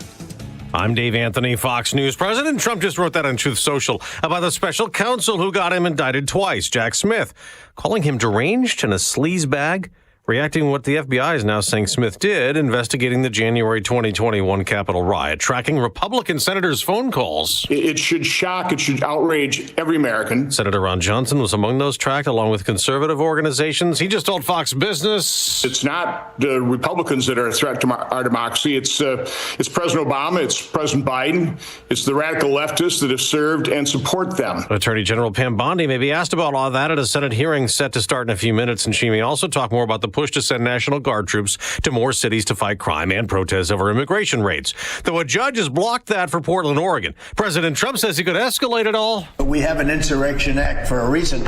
If I had to enact it, I'd do that. If people were being killed and courts were holding us up. Adding to the drama in Chicago, Fox's Mike Tobin reports. A bounty was put on the head of the commander of the Border Patrol out here, Chief Gregory Bovino. Federal prosecutors released yesterday that they had arrested one suspect. They described him as a ranking member of the Latin King street gang. His name is Juan Espinoza Martinez, alleging that he solicited the murder of Bovino. Today marks 2 years since the October 7th Hamas terror attack in Israel that triggered the war in Gaza. 1,200 people killed, just under 1,200. Among them, at least 35 U.S. citizens killed, 255 people taken hostage. Many of those hostages, up to 48, still being held. It's estimated that 20 of those are still alive. Fox's Steve Harrigan in Tel Aviv. Indirect talks between Israel and Hamas continue in Egypt on a ceasefire plan that would free all those last hostages. It's day 7 of the government shutdown. Some air traffic controllers working without pay have called out sick, leading to flight delays. America's listening to Fox News. Good morning. It's 62 degrees in Chicago on AM 560 The Answer. I'm Stace Keene in the AM 560 newsroom. Illinois Governor J.B. Pritzker discussed federal attempts to crack down on Chicago crime after filing a lawsuit against the Trump administration. Fox's Gurnell Scott has more. Governor Pritzker laid out what he called President Donald Trump's playbook for sending troops to Chicago, not just from Illinois, but hundreds of National Guard members from Texas.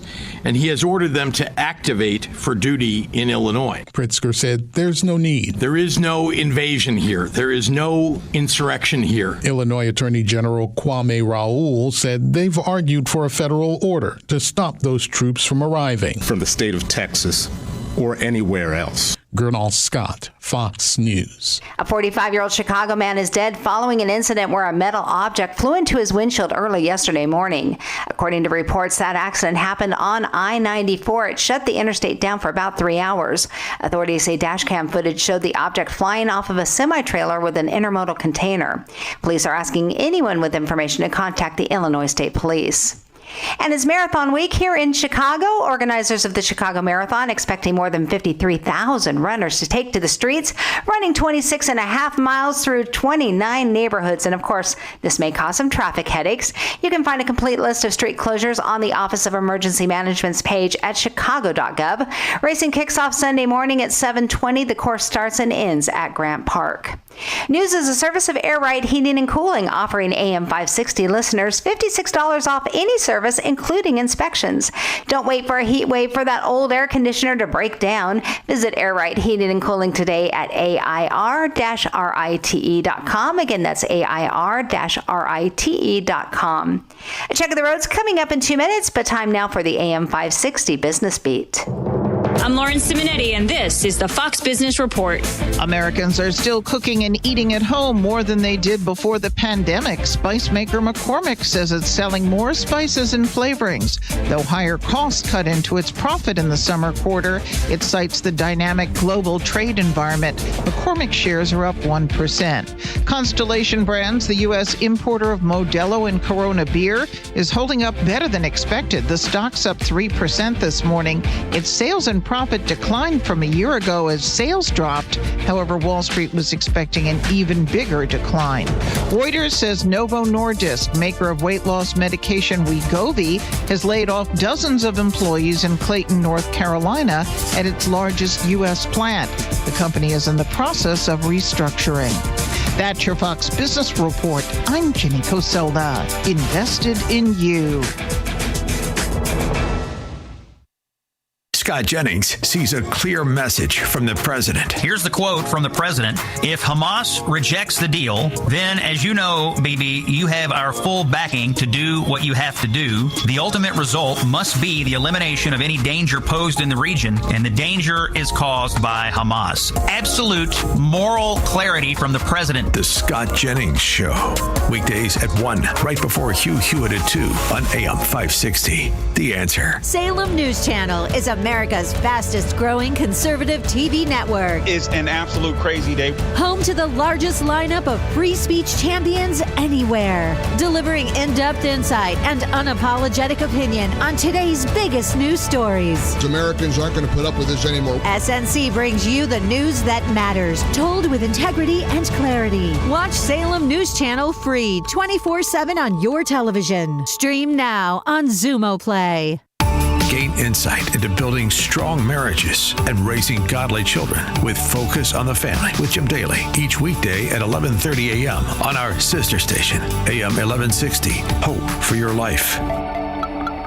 I'm not going to tell you what to do with your money. You're an adult, right? But you should know, gold has increased over 80% in the past 2 years. Yeah, 80%. So if you think stuffing money under your mattress or riding the roller coaster of Wall Street is your retirement plan, well, I wouldn't want to be banking on that strategy. It's time to diversify your savings and retirement assets into physical metals like gold and silver. That's where Advantage Gold comes in. When you call 800-741-GOLD, we'll send you a free gold kit that explains how rolling over your IRA or 401k into gold could not only supercharge your retirement, but maybe even help preserve your sanity. And let's be real, when's the last time you ever heard someone say, "Hey, sell all your gold"? Exactly. Never. The number's simple, 800-741-4653. And if you can spell, even better, that's 800-741-GOLD. Always consult with your financial advisor before investing. Call 800-741-GOLD. The Tunnel to Towers Foundation honors the sacrifices of America's heroes.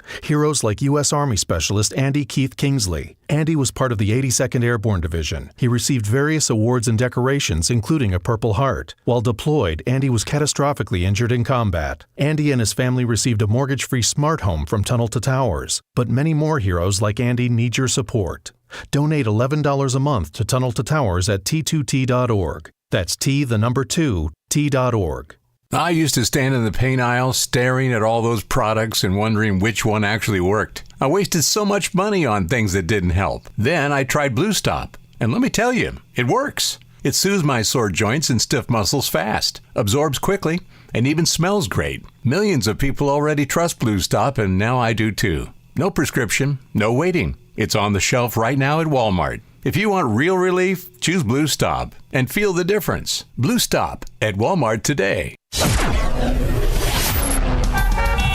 Taking a look at the roads from the Team Hochberg Traffic Center, I'm Sue Aller. Inbound on the Eden from Lake Cook to Montrose is 18 minutes. Slow on the outbound side at 35. The Kennedy from O'Hare to the Burn Interchange inbound is 46 minutes. Outbound is over an hour, 63 minutes. The Eisenhower inbound from Wolf to the Old Post Office is 46 minutes due to a crash at York Avenue. Outbound is 40. Slow on the inbound Stevenson from the Tri-State to Lakeshore, that's 46 minutes. Outbound is 31. The Dan Ryan from 95th to the Burn for an interchange is 44 minutes, 13 on the outbound side, and it is jammed on Lakeshore Drive northbound between Forster Avenue and Hollywood Avenue. Then a solid wall of traffic on the Tri-State southbound between the Jane Addams and the Bensonville Bridge due to an earlier crash on the bridge. Then further south on the Tri-State, there's a car fire blocking the right lane just before North Avenue. This report is a service of AlmostFreeTeeth.com. Chicago's Morning Answer continues next, but now a check of your forecast from the National Weather Service. Today will be cooler with a morning shower followed by a mix of clouds and sun in the afternoon, making it feel more like fall with a high of 67. Tonight will be clear with a low of 50. Tomorrow expect brilliant sunshine and a high of 63.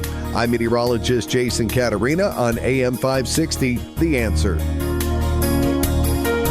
Get the latest weather, traffic, and news updates online at 560theanswer.com. Protect your liver and give it the support it deserves with Active Liver from New Nordic. Find Active Liver in stores at your local CVS, Meijer Grocery, or online at Amazon or at newnordicusa.com. Now, from the Signature Bank Studios,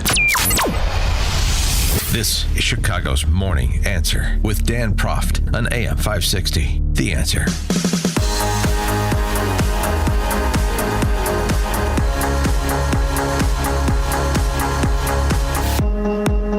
Top of the morning, Dan Proft here. President Trump yesterday in the Oval Office taking queries from the D.C. press corps, one of them as it pertained to the deployment of National Guardsmen in Portland, Oregon, in Chicago, Illinois. The president said this. Portland is on fire. Portland's been on fire for years, and that's so happy that we're there. And the people of Chicago.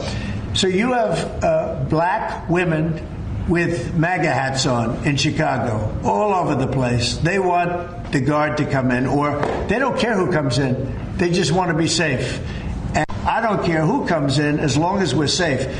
And that's the way most of the public feels.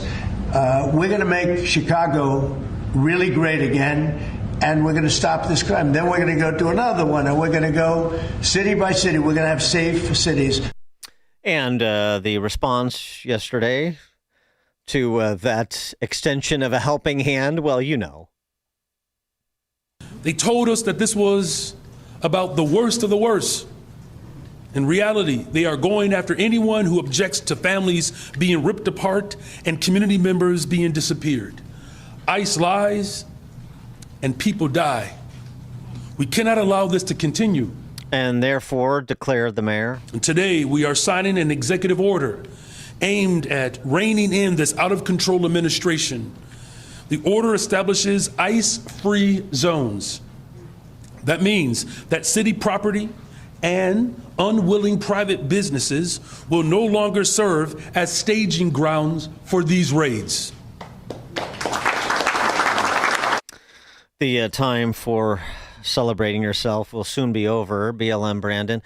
Jelly Belly, the governor, Spalding, a.k.a. Jelly Belly, a.k.a. Pritzker, had this to say. He wants the goons, 5 arrests, 2 individuals who used lethal force against ICE officers this weekend. He wants those people to stay, and he wants ICE officers to go. But I want to say this. Peaceful protesters are welcome. Federal agents who abuse their position to terrorize Illinoisans and incite violence are not welcome.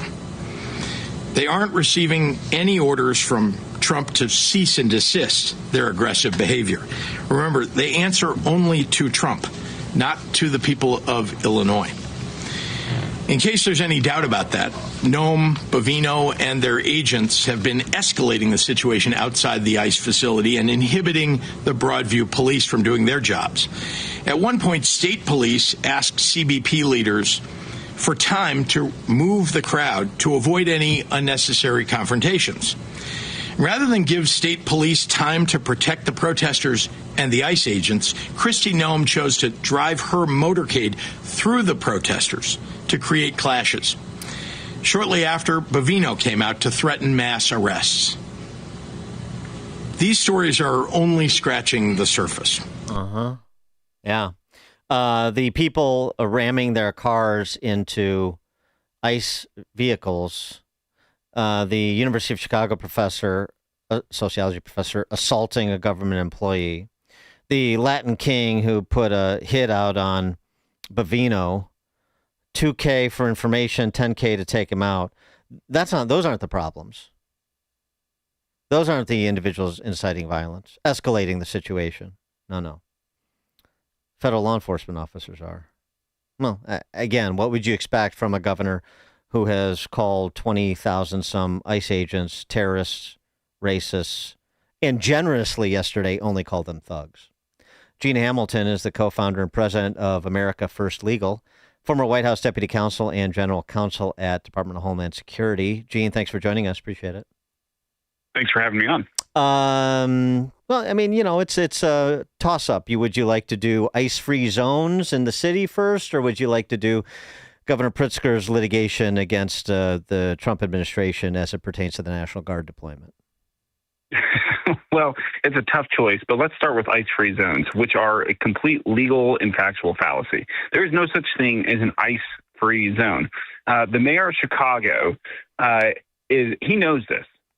He knows that it is legally impermissible, it is unconstitutional for a city to declare itself to be above the federal government in its operations and the enforcement of federal law. We have a thing called the Supremacy Clause in the Constitution that has settled that question since the Constitution was adopted. He knows this. He knows this, but he's doing this because this is a political ploy for him, because he knows that the things that he wants to protect, the kinds of radical ideologies and the types of people that he wants to protect are not the things that have made this country great. He wants to protect the people who have invaded the city of Chicago, who are terrorizing the city of Chicago, illegal criminal aliens who are running rampant all across Chicago and have been. And now that we have a federal government that's willing to step in and do what needs to be done, he has the audacity to step in and say, no ICE, you can't be here. You can't come into this property. You can't come into this area. You can't do this. I'm sorry. He's in for a rude awakening, and any person, any business owner, any person in the city of Chicago who relies upon the mayor's order is in for a big surprise when it comes time for ICE to come knocking at the door. Excuse me. Do you think that the mayor could have legal exposure? I mean, per what Tom Homan said, if he was seen as crossing the line and actively harboring illegal immigrants and or impeding federal law enforcement from conducting their duties? Look, that is a factual matter, and there are circumstances in which it could be the case that somebody, whether it's the mayor of Chicago, whether it's an elected official in another city or jurisdiction, could engage in conduct and activity involving an alien, involving somebody who's the subject of arrest by the federal government, that their conduct could rise to the level of obstruction, could rise to the level of interference with the performance of law enforcement duties. And so these officials, these city officials, really need to think twice. They really need to examine and decide for themselves if they think that this political gain they're getting from showing up as some kind of savior for criminal illegal aliens is worth the potential of facing jail time when their conduct rises to the level of obstruction of federal law enforcement officers. It's interesting. After that press conference, there was a press conference from the Superintendent of Chicago Police, Larry Snelling, and a lot of it was focused on the alleged stand down order that was given over the weekend. I'm sure you know about, but in addition to that, he addressed this issue. He's like, look, we are not going to interfere with federal law enforcement from doing their job. They have a job to do. You may not like it, but it is essentially legal, and they're going to do it. And we're not going to be arresting ICE officers. So for anybody who thinks that because of some of the over-the-top rhetoric of politicians that CPD is in a position to take ICE officers into custody because you think they're doing something illegal, or when they're just doing something you don't like, you're wrong. So, I mean, it was nice that we got a little bit of moral clarity and legal clarity from the superintendent. Yeah, I mean, look, I think the superintendent recognizes what everyone else in America understands, except for these radical city officials and politicians in Chicago and elsewhere, who have taken this view that somehow, some way, Congress didn't enact laws that prescribe for the regulation of who gets to come in and who gets to leave the country, or who has to leave the country. That is a fundamental exercise of sovereignty. And Congress has specified certain powers and duties that immigration officers can carry out in the Immigration and Nationality Act. In 8 U.S.C. 1357, it specifically spells out the different powers and authorities of a law enforcement officer for the Department of Homeland Security. And so the superintendent of police there recognizes that this is the way that it's supposed to be. We can't interfere with the federal government's operations. Yet on the other hand, you have people like the mayor who are more concerned about stopping the federal government from deporting criminal illegal aliens from the streets of Chicago than it is about stopping violence and rampant gang violence and shootings that happen every day and every weekend in Chicago. We all see the headlines. And per the stand-down order that was given in terms of Chicago police response to federal agents who requested assistance, doesn't that even strengthen the case for President Trump in terms of activating and deploying the National Guard here? Because now you have evidence that local police will not backstop ICE in terms of protection, and so that necessitates a response from the feds to ensure that 14th Amendment equal protection rights are abided, and somebody is there to backstop ICE if they get put under siege again like they were this weekend. Yeah, it's undoubted that the federal government has the authority, numerous sources of authority, to defend its property, its people, its functions, its operations from threats.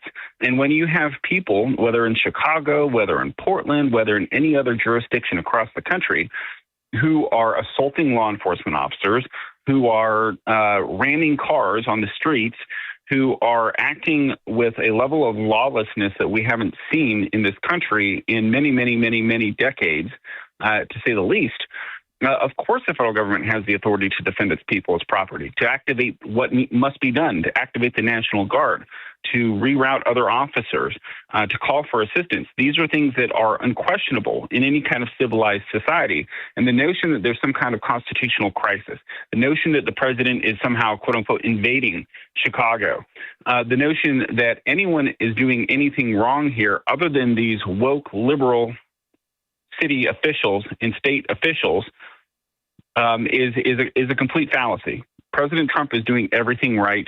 He's doing what this country, what the people of this country believe in, what they've supported, things that used to be common sense and accepted on a bipartisan basis, and only aren't now because it serves the radical agendas of people pushing the levers behind the scenes. On another matter, I wanted to get your legal analysis of this revelation yesterday by the FBI, Cash and Bongino, that Jack Smith and his team investigating and ultimately indicting Trump a few years back, we all recall, was essentially surveilling the phone calls of a little bit more than a half a dozen Republican senators, Grassley, Johnson, Hagerty, Blackburn, and others. Press conference yesterday where Ron Johnson expressed, look, he's not surprised by it because he's been inside the Beltway and he's been talking about this for a long time, but the American people should be outraged by this level of corruption and politicization. I mean, just another layer of evidence here. Just your legal analysis of what Jack Smith did and whether or not, the question with all of this, whether or not there's any potential exposure in terms of the real question of whether there would ever be any accountability for bad actors like Jack Smith. Well, there certainly must be some kind of accountability for people like Jack Smith, who abused the powers of his office, who abused the authority of the United States to go out on a political basis and target political opponents of the last administration. So whether that's senators, whether that's the former president of the United States himself, other people, other officials, folks who served people that I am very close with, good friends of mine, who were targeted by Jack Smith. There must be accountability. There has to be accountability. And I think that people in Congress, whether they're representatives or senators themselves, can really begin to take steps to ensure that that actually happens. And it happens in a better way than just statements that condemn the obviously condemnable actions of Jack Smith and his cronies, but that actually lead to him being held accountable for violating federal law. What subpoenaing the phone records of sitting United States senators and representatives, wouldn't that necessitate a court order? I mean, did he have the power as a special prosecutor to do that without any sort of evidentiary basis, to subpoena those records without any sort of evidentiary basis? Look, in most cases, yes. The answer is yes. He would have had to go to a court and obtain a court order. And so who knows what information he provided the court with about the basis for his inquiry. The amount of information that was presented, whether it was fair, factual, whether it was unbiased, whether he portrayed the entire story. But it's an example of what you see with these people these just crazy ideologues who become so convinced in their minds of something that is just such a fallacy, which at the time he was pursuing the big lie that the left was pushing, which was that there was this insurrection that was trying to overthrow the government. And somehow, in his mind, these senators were part of it. These phone records must have been part of helping him prove his case that there was some kind of insurrection against the authority of the United States that was led by the former president of the United States, which, of course, he was 100% factually wrong and incorrect. And so what's really going to be interesting to see is what the actual information shows in the FBI's files that he was actually up to and what he presented to the courts as the basis for his inquiries. Yeah, we need answers to those questions before we can make an assessment about potential legal exposure. That makes sense. That's right. Right. Gene Hamilton is the co-founder and president of America First Legal, former White House deputy counsel and general counsel at the Department of Homeland Security. Gene Hamilton, thanks for joining us. Appreciate it. Thanks for having me on. Thank you. And he joined us in the Turnkey.pro answer line. It's news, opinion, insight. This is Chicago's Morning Answer on AM 560. The Answer. Hi, my name is Dr. Michael Huber. During cold and flu season, a nearby cough or sneeze can trigger a familiar dread, that helpless feeling of being defenseless against an invisible viral threat. But what if you could change the narrative? What if you could fortify your body's natural defenses? This is why I developed Virago, the immune enhancement cocktail designed to give your body the upper hand. Virago is more than a supplement. It's a revolutionary liquid formula packed with 23 powerful natural nutraceuticals for rapid absorption. This unique blend is scientifically crafted to help build resilience and keep you protected. Don't just hope for good health. Make it happen with Virago. Virago and Maha, making America healthy again. Virago. Order your bottle today online at myvirago.com and use coupon code IMMUNE to save 30%. myvirago.com. Coupon code IMMUNE. You've heard me talk about Northridge Prep for years, but now I want you to hear from one of their recent graduates. His name is TJ Gorman. He just graduated second in his class in Marine Corps basic training. This is what he said. I was blessed to attend Northridge not only for the education, but for the values and principles my mentors instilled within me. The school taught us what it meant to be a leader and lead through example, hard work, humility, and empathy. I thank God for Northridge. That's what makes Northridge Prep great for young men. The students are called to excellence to become true leaders, and these boys want to go to school each day. They love Northridge because they can be free to learn, to grow, and to be challenged. There's a real spirit of adventure on campus that you've just got to experience for yourself to fully appreciate. For nearly 50 years, Northridge has partnered with parents like no other school in the Chicagoland area. Today in our nation, we need more Northridge graduates to lead the way as men of intellect and character who love God, guys like TJ Gorman, men who put their values first. Northridge is hosting an open house on Sunday, October 19th, 1 p.m. That's for boys in grades 6 through 12. You can register at northridgeprep.org. Again, the Northridge Prep open house is Sunday, October 19th at 1 p.m., and you can register at their website, northridgeprep.org. AMFM.org. The following advertisement includes a celebrity impersonation. You know, nothing beats the comfort of a perfectly heated home. And when it comes to heating your home, Air Right Heating and Cooling does it the best. And they love our country. Beautiful people. Air Right Heating and Cooling is fast. When your furnace breaks down, they'll fix it right away. Just like that. Big time results. No waiting around. You get the job done right. And let's face it, who doesn't love being warm, right? It's beautiful. When it's freezing, I crank up that amazing furnace. Burn, baby, burn. Trust me, you'll say, wow, I've never felt this warm in my life. If you like keeping your hard-earned money, then contact Air Right Heating and Cooling. Tell them AM 560 sent you, and right now you'll receive $56 off any service. Unbelievable. Visit Air Right Heating and Cooling today at AIR-RITE.com. Again, that's AIR-RITE.com.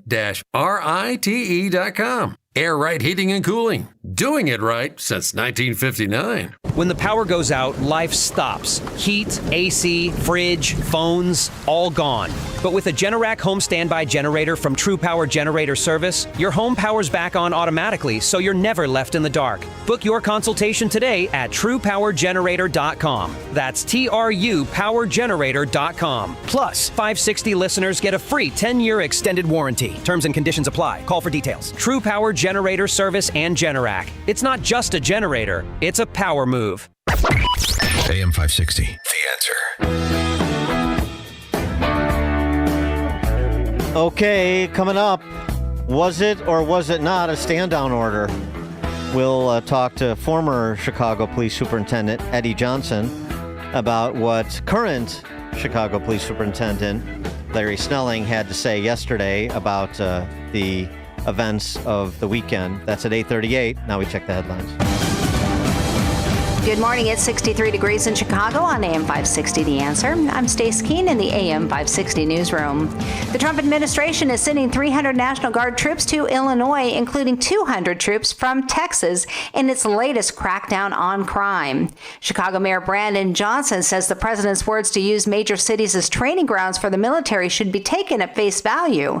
Meanwhile, President Trump told the military generals and admirals in Quantico, Virginia last week that the military should be deployed to major cities. Texas Governor Greg Abbott says he supports the Texas National Guard's deployment here in Chicago.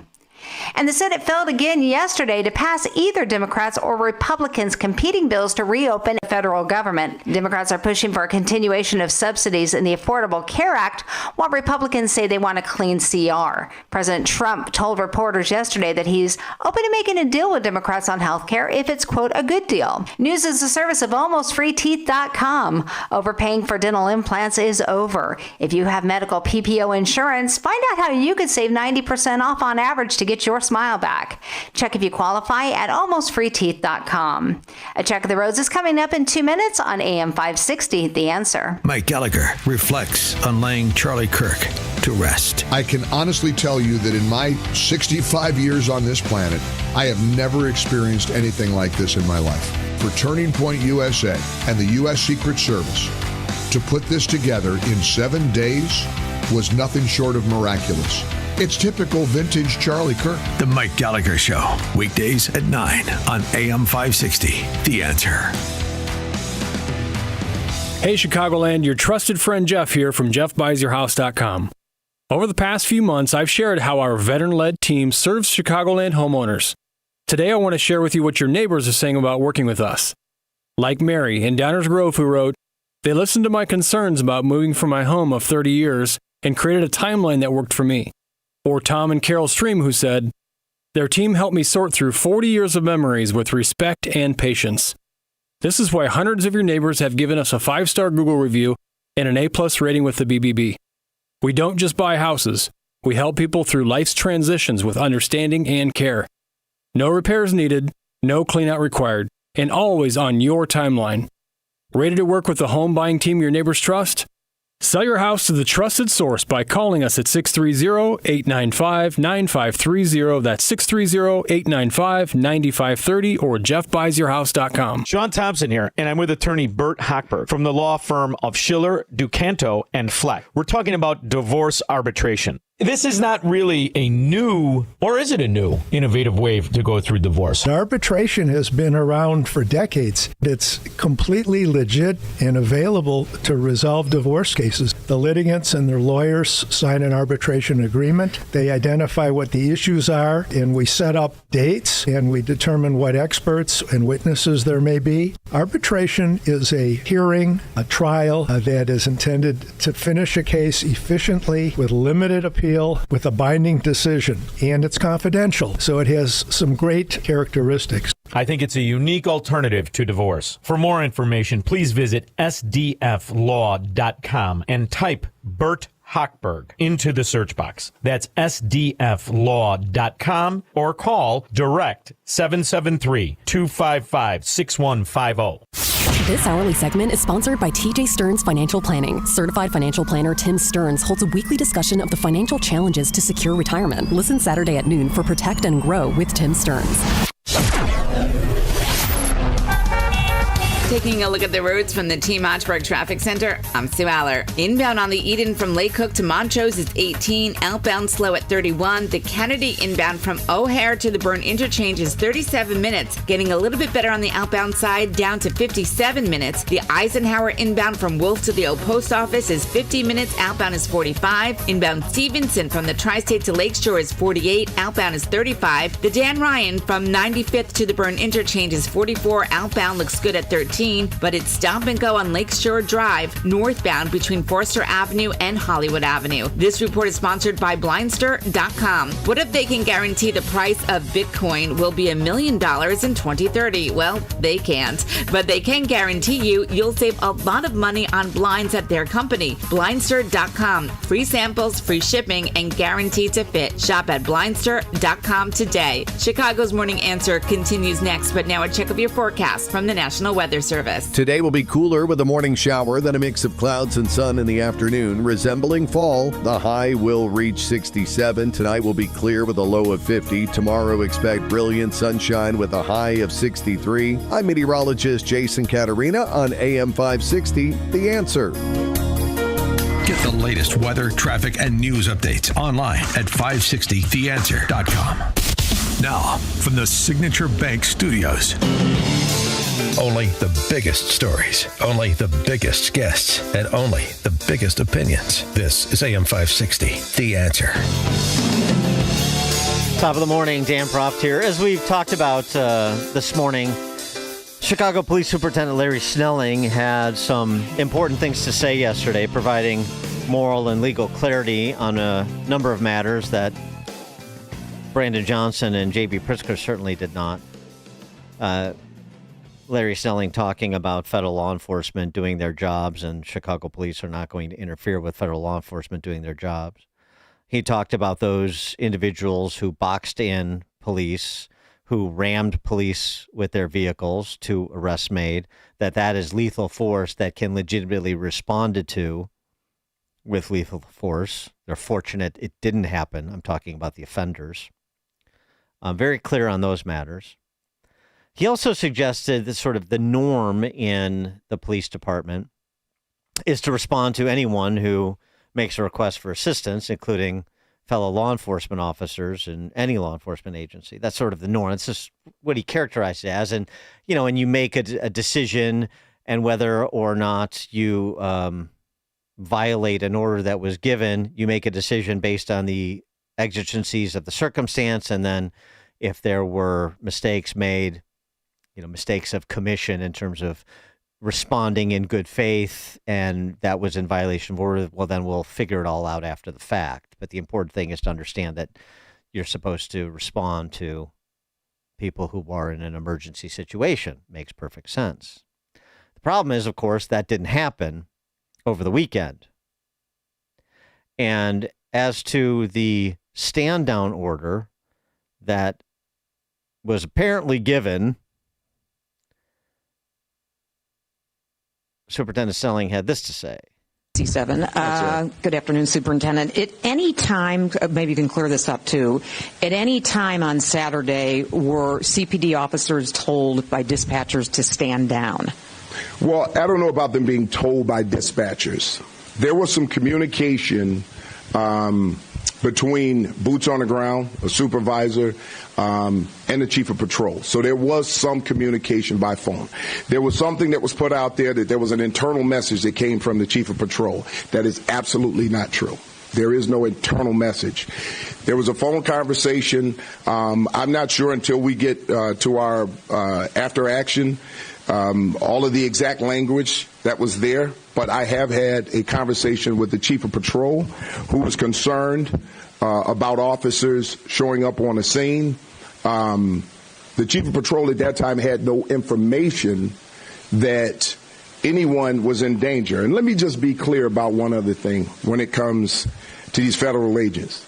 These federal agents can handle themselves. All right? We've been out there and we've seen it. Now, that doesn't mean that we're going to leave them because we know that they can handle themselves. We need to make sure that we have our officers and enough of them to respond to a scene if they are being surrounded. So were they told to stand down? Our officers were not told to stand down. Our officers were out there throughout the entire event. I would never tell our officers to stand down because if our officers were in trouble and we needed help from other officers, I would expect those officers to step in and help us. And it's the same thing that we do on our side.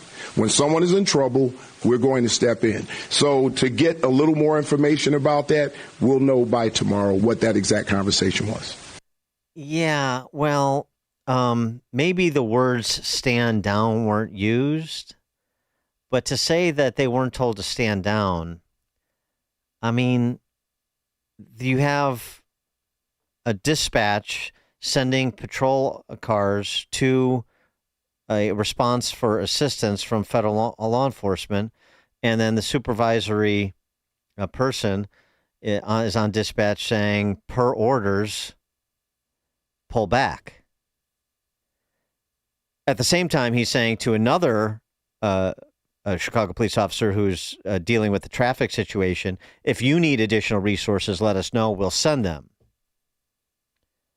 So how is that not a stand-down order? I mean, again, here it was.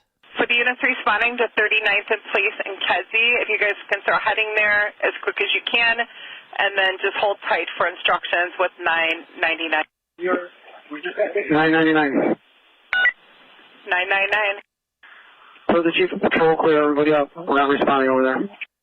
Radio check. And again, per the chief of patrol, we have all the units that, per 999, chief of patrol said all units clear out from there. We're not sending anybody over to that location. 62, we're going to clear out as soon as we can, Spot. We're like locked in over here, so we're going to do the best we can to get out of here as soon as we can. Okay, and you can hear me? 999. 999? Yeah, 62 is helping with that traffic crash. That still needs to be done. She can stay put. And if she needs help, we absolutely help her own, all right? Boss, we're here at 37th Place in Kedzie for this traffic crash. There is a pretty big crowd here, so we're just kind of stuck here for now. Aaron, if you need resources, we'll send you whatever you need. I got Ty and my team here, so I think we're going to be okay for now. And who's doing the traffic crash? Is it us? 999, is that supposed to be assigned to a 9th District car? Yeah, copy that. Assign a car and send them over. Get the information they need and get them the hell out of there. 62, we'll get all the information we can to give to the car, and then we'll stay here with them. Again, those are the orders we're being given. All right, and 999, just to confirm, 39th Place in Kedzie, they were saying that they were being surrounded by that large crowd, and they were requesting the police were not sending, I'm waving off all the cars heading to 39th Place in Kedzie. Again, those are the orders we're being given.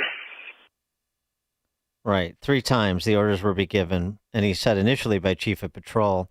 So would the Chief of Patrol give an order to not send police to not respond without knowing the situation? You know, you heard Snelling say, well, he didn't know if there was an emergency situation or those federal officers were in danger. Well, how does he make the call if he doesn't have information on the situation? Whether there was an internal memo or not, you have the supervisory personnel on that dispatch saying Chief of Patrol just said, we're not sending officers. He said it 3 times. Pull back. They're dispatched. They're en route. Pull back. How is that not a stand-down order? For more on this, pleased to be joined by Eddie Johnson, former superintendent of the Chicago Police Department. Eddie, thanks for being with us again. Appreciate it. No problem, Dan, and good morning. Good morning. So give us your explanation of what you heard. Well, I mean, listening to the recording of the dispatcher, they were clearly told not to assist and to clear out over there. It's unfortunate, but, we all heard it, several times where 999 was saying, per the Chief of Patrol, to clear out. Now, the question becomes, what was actually said between the Chief of Patrol and 999, who is the Watch Operations Lieutenant in the 9th District, according to that call sign. Mm-hmm. So it's unfortunate, that happened, and they clearly need to figure out exactly what happened. So in listening to the superintendent, apparently there was no internal message, i.e. put on paper that yeah, I'm sure there wasn't, but I mean, right. Right. And then that's why. I mean, so would it be unusual for the Chief of Patrol to make a call like that without the superintendent being in the loop?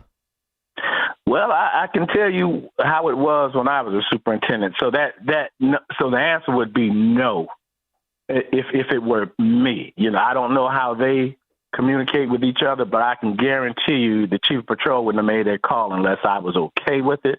And I'll tell you this, I can recall back in 2017, I believe it was 2017 or 16, when that Trust Act came into effect, which essentially said that CPD could not assist federal agents in immigration enforcement.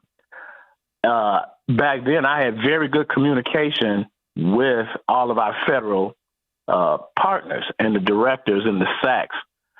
And so what I did was, because we could not formally assist in the raids, we would talk daily, and they would let me know where they were going to be conducting operations.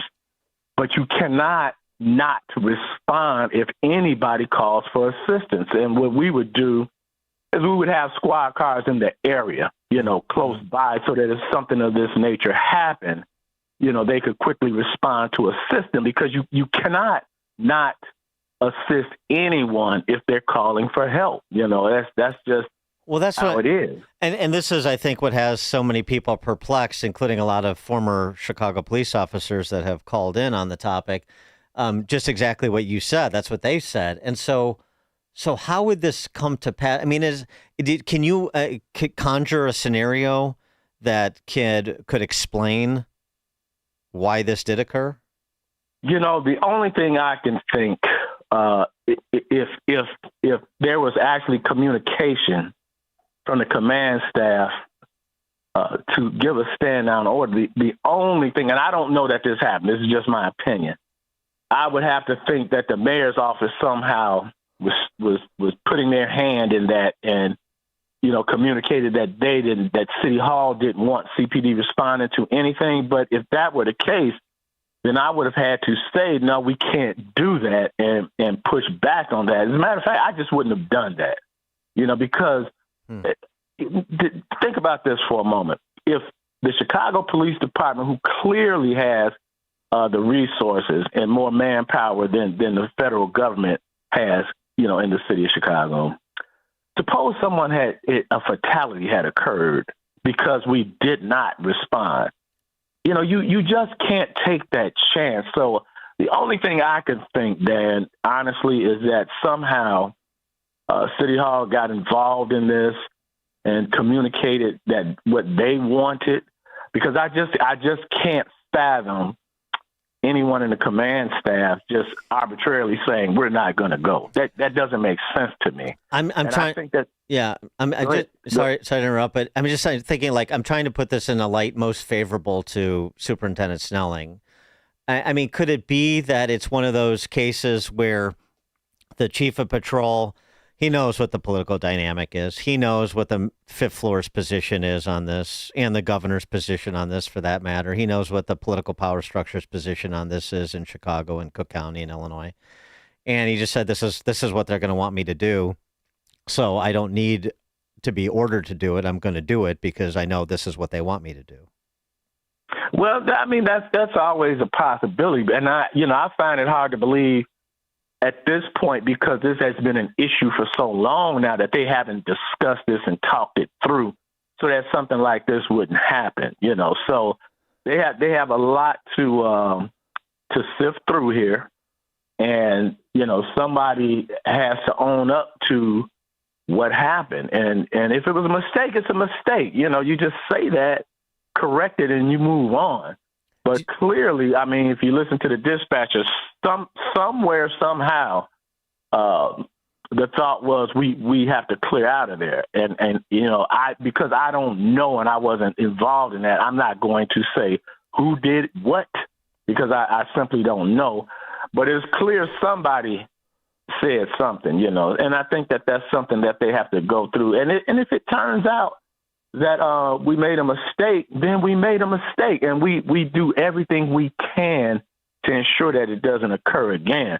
But at the end of the day, there's no excuse for CPD not responding to anyone that calls for assistance, whether it's federal agents or citizens. You just cannot not go, and you can't be any more clear than that. Yeah, and I mean, especially since ICE has been here for a minute, I mean, it makes sense, doesn't it, that you would have had Snelling in communication with the mayor's office about how we're going to handle ICE operations in the city, how we're going to handle National Guard if National Guard are ultimately deployed in the city, so that they would have established some sort of protocol as needed, unless it was just going to be, do what you normally do, which is serve and protect. And that includes federal law enforcement if there's a situation. So if there was anything other than do what you normally do, serve and protect, then there probably would have been a conversation, and then Snelling would have had to have some knowledge of that or agree or disagree, like you say, but not be seemingly in the dark about what's going on.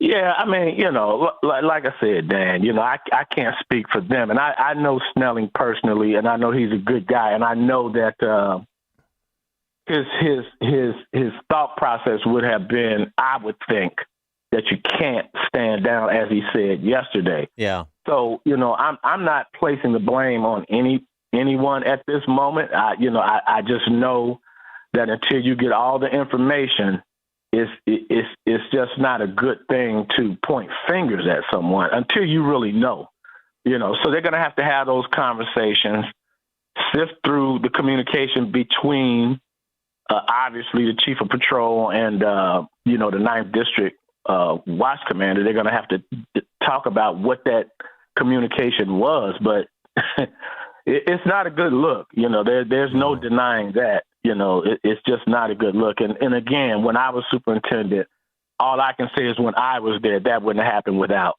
my knowledge. But again, I don't know, how they have determined they're going to communicate about things such as this. What about the declaration yesterday by the mayor that Chicago is an ICE-free zone and they are not to use public property to stage any operations in the city of Chicago? I don't know exactly what he thinks he's going to do to enforce that executive order, but nonetheless, the executive order. Yeah, Dan, I tell you what's really troubling to me is that this has become so politicized, and they're putting these cops right smack dab in the middle of this lunacy. Now, here you have the governor, and I'm going to give you a perfect example why I call it lunacy. You have the governor and the mayor that don't want these agents here. And I get that. That's your opinion. You're entitled to it. However, if you don't have some kind of communication with the federal agents or some kind of the sense of working through this and working it out, then you're giving the president exactly what he wants. Because if you're refusing anything, then that gives him the thought process, well, I'm going to send in the Guard to assist the ICE agents on this raid, which I think this is all about, anyway. But if I were mayor, I would just simply pick up the phone, call, and say, hey, what are we doing here? And let's figure out a way that we can work through this without it being a chaotic situation. Because here's the issue. If you don't have communication between CPD, your local jurisdiction, and these federal entities, then you're going to have chaotic situations. You can't have a situation where CPD officers are responding to these issues and agents are deploying tear gas or pepper spray, which could harm those civilians as well as the officers, and the officers not know. That's just lunacy to me, So you have to have some form of communication, and signing an executive order, I think on his side of that's just political theater to me, because at the end of the day, they have a different protocol than what CPD has, So their rules of engagement are different, And if you're trying to stop these things from occurring, then it just would seem to me we need to have some communication so we can just stop all this silliness. And all of us act like adults here and do what's best for the city of Chicago. Yeah, it seems like that pragmatism is not under consideration, unfortunately. But that makes sense to me. Eddie Johnson is the former superintendent of the Chicago Police Department, of course. Eddie, thanks as always for joining us. Appreciate your time. No problem, Dan. Have a great day. You too. And Eddie Johnson joined us on the Turnkey.pro answer line. The stories you need to know to start your day. This is Chicago's Morning Answer on AM 560. The Answer. Fellow patriots, our neighbors in Manteno are under attack. Governor Pritzker handed over $536 million of your tax dollars to Goshen, a company affiliated with the Chinese Communist Party and under congressional investigation. Now Goshen wants to use toxic chemicals near family homes. But the concerned citizens of Manteno are fighting back in court, and they need our help. Join us Tuesday, October 28th at Olympia Fields Country Club for an evening with Gordon Chang, a leading expert on China's threat to America. Cocktails at 6, dinner at 7.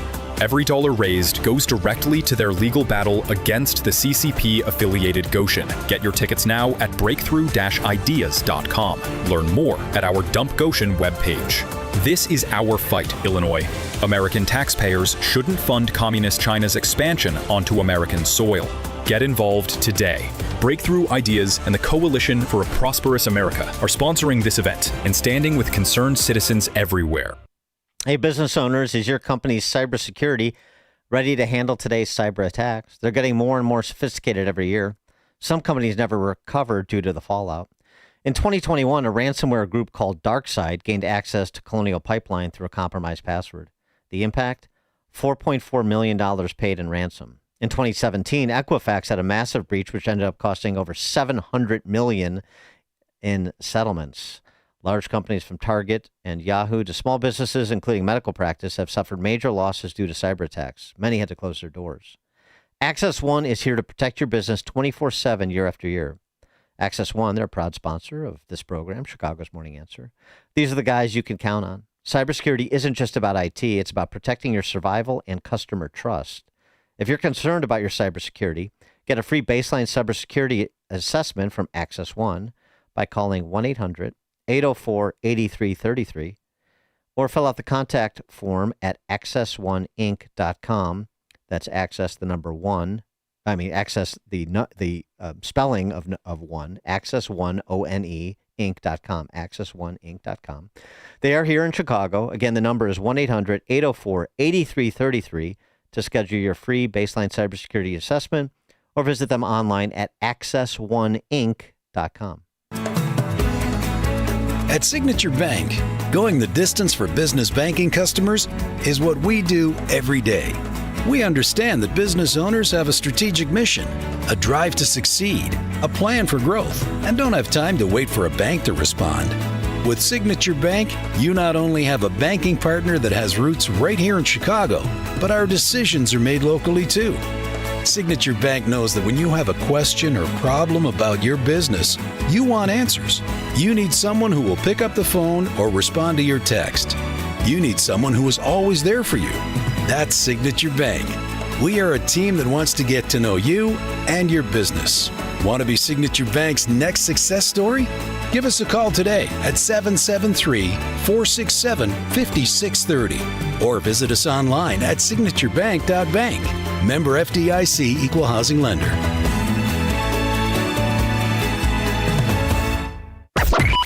AM 560, The Answer.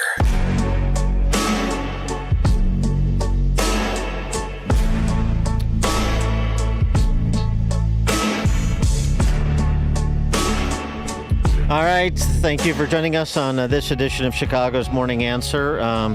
We'll see what information comes from Superintendent Snelling and the mayor's office over the next day. See if we're going to get any more clarity. I mean, frankly, how long can it take to figure out who said what and who the responsible party is? Are we going to see a responsible party named, or is it just going to be mistakes were made, mistakes make themselves, and nobody gets a slap on the hands or worse? We'll find out. We'll be watching and discuss it tomorrow, all the new developments.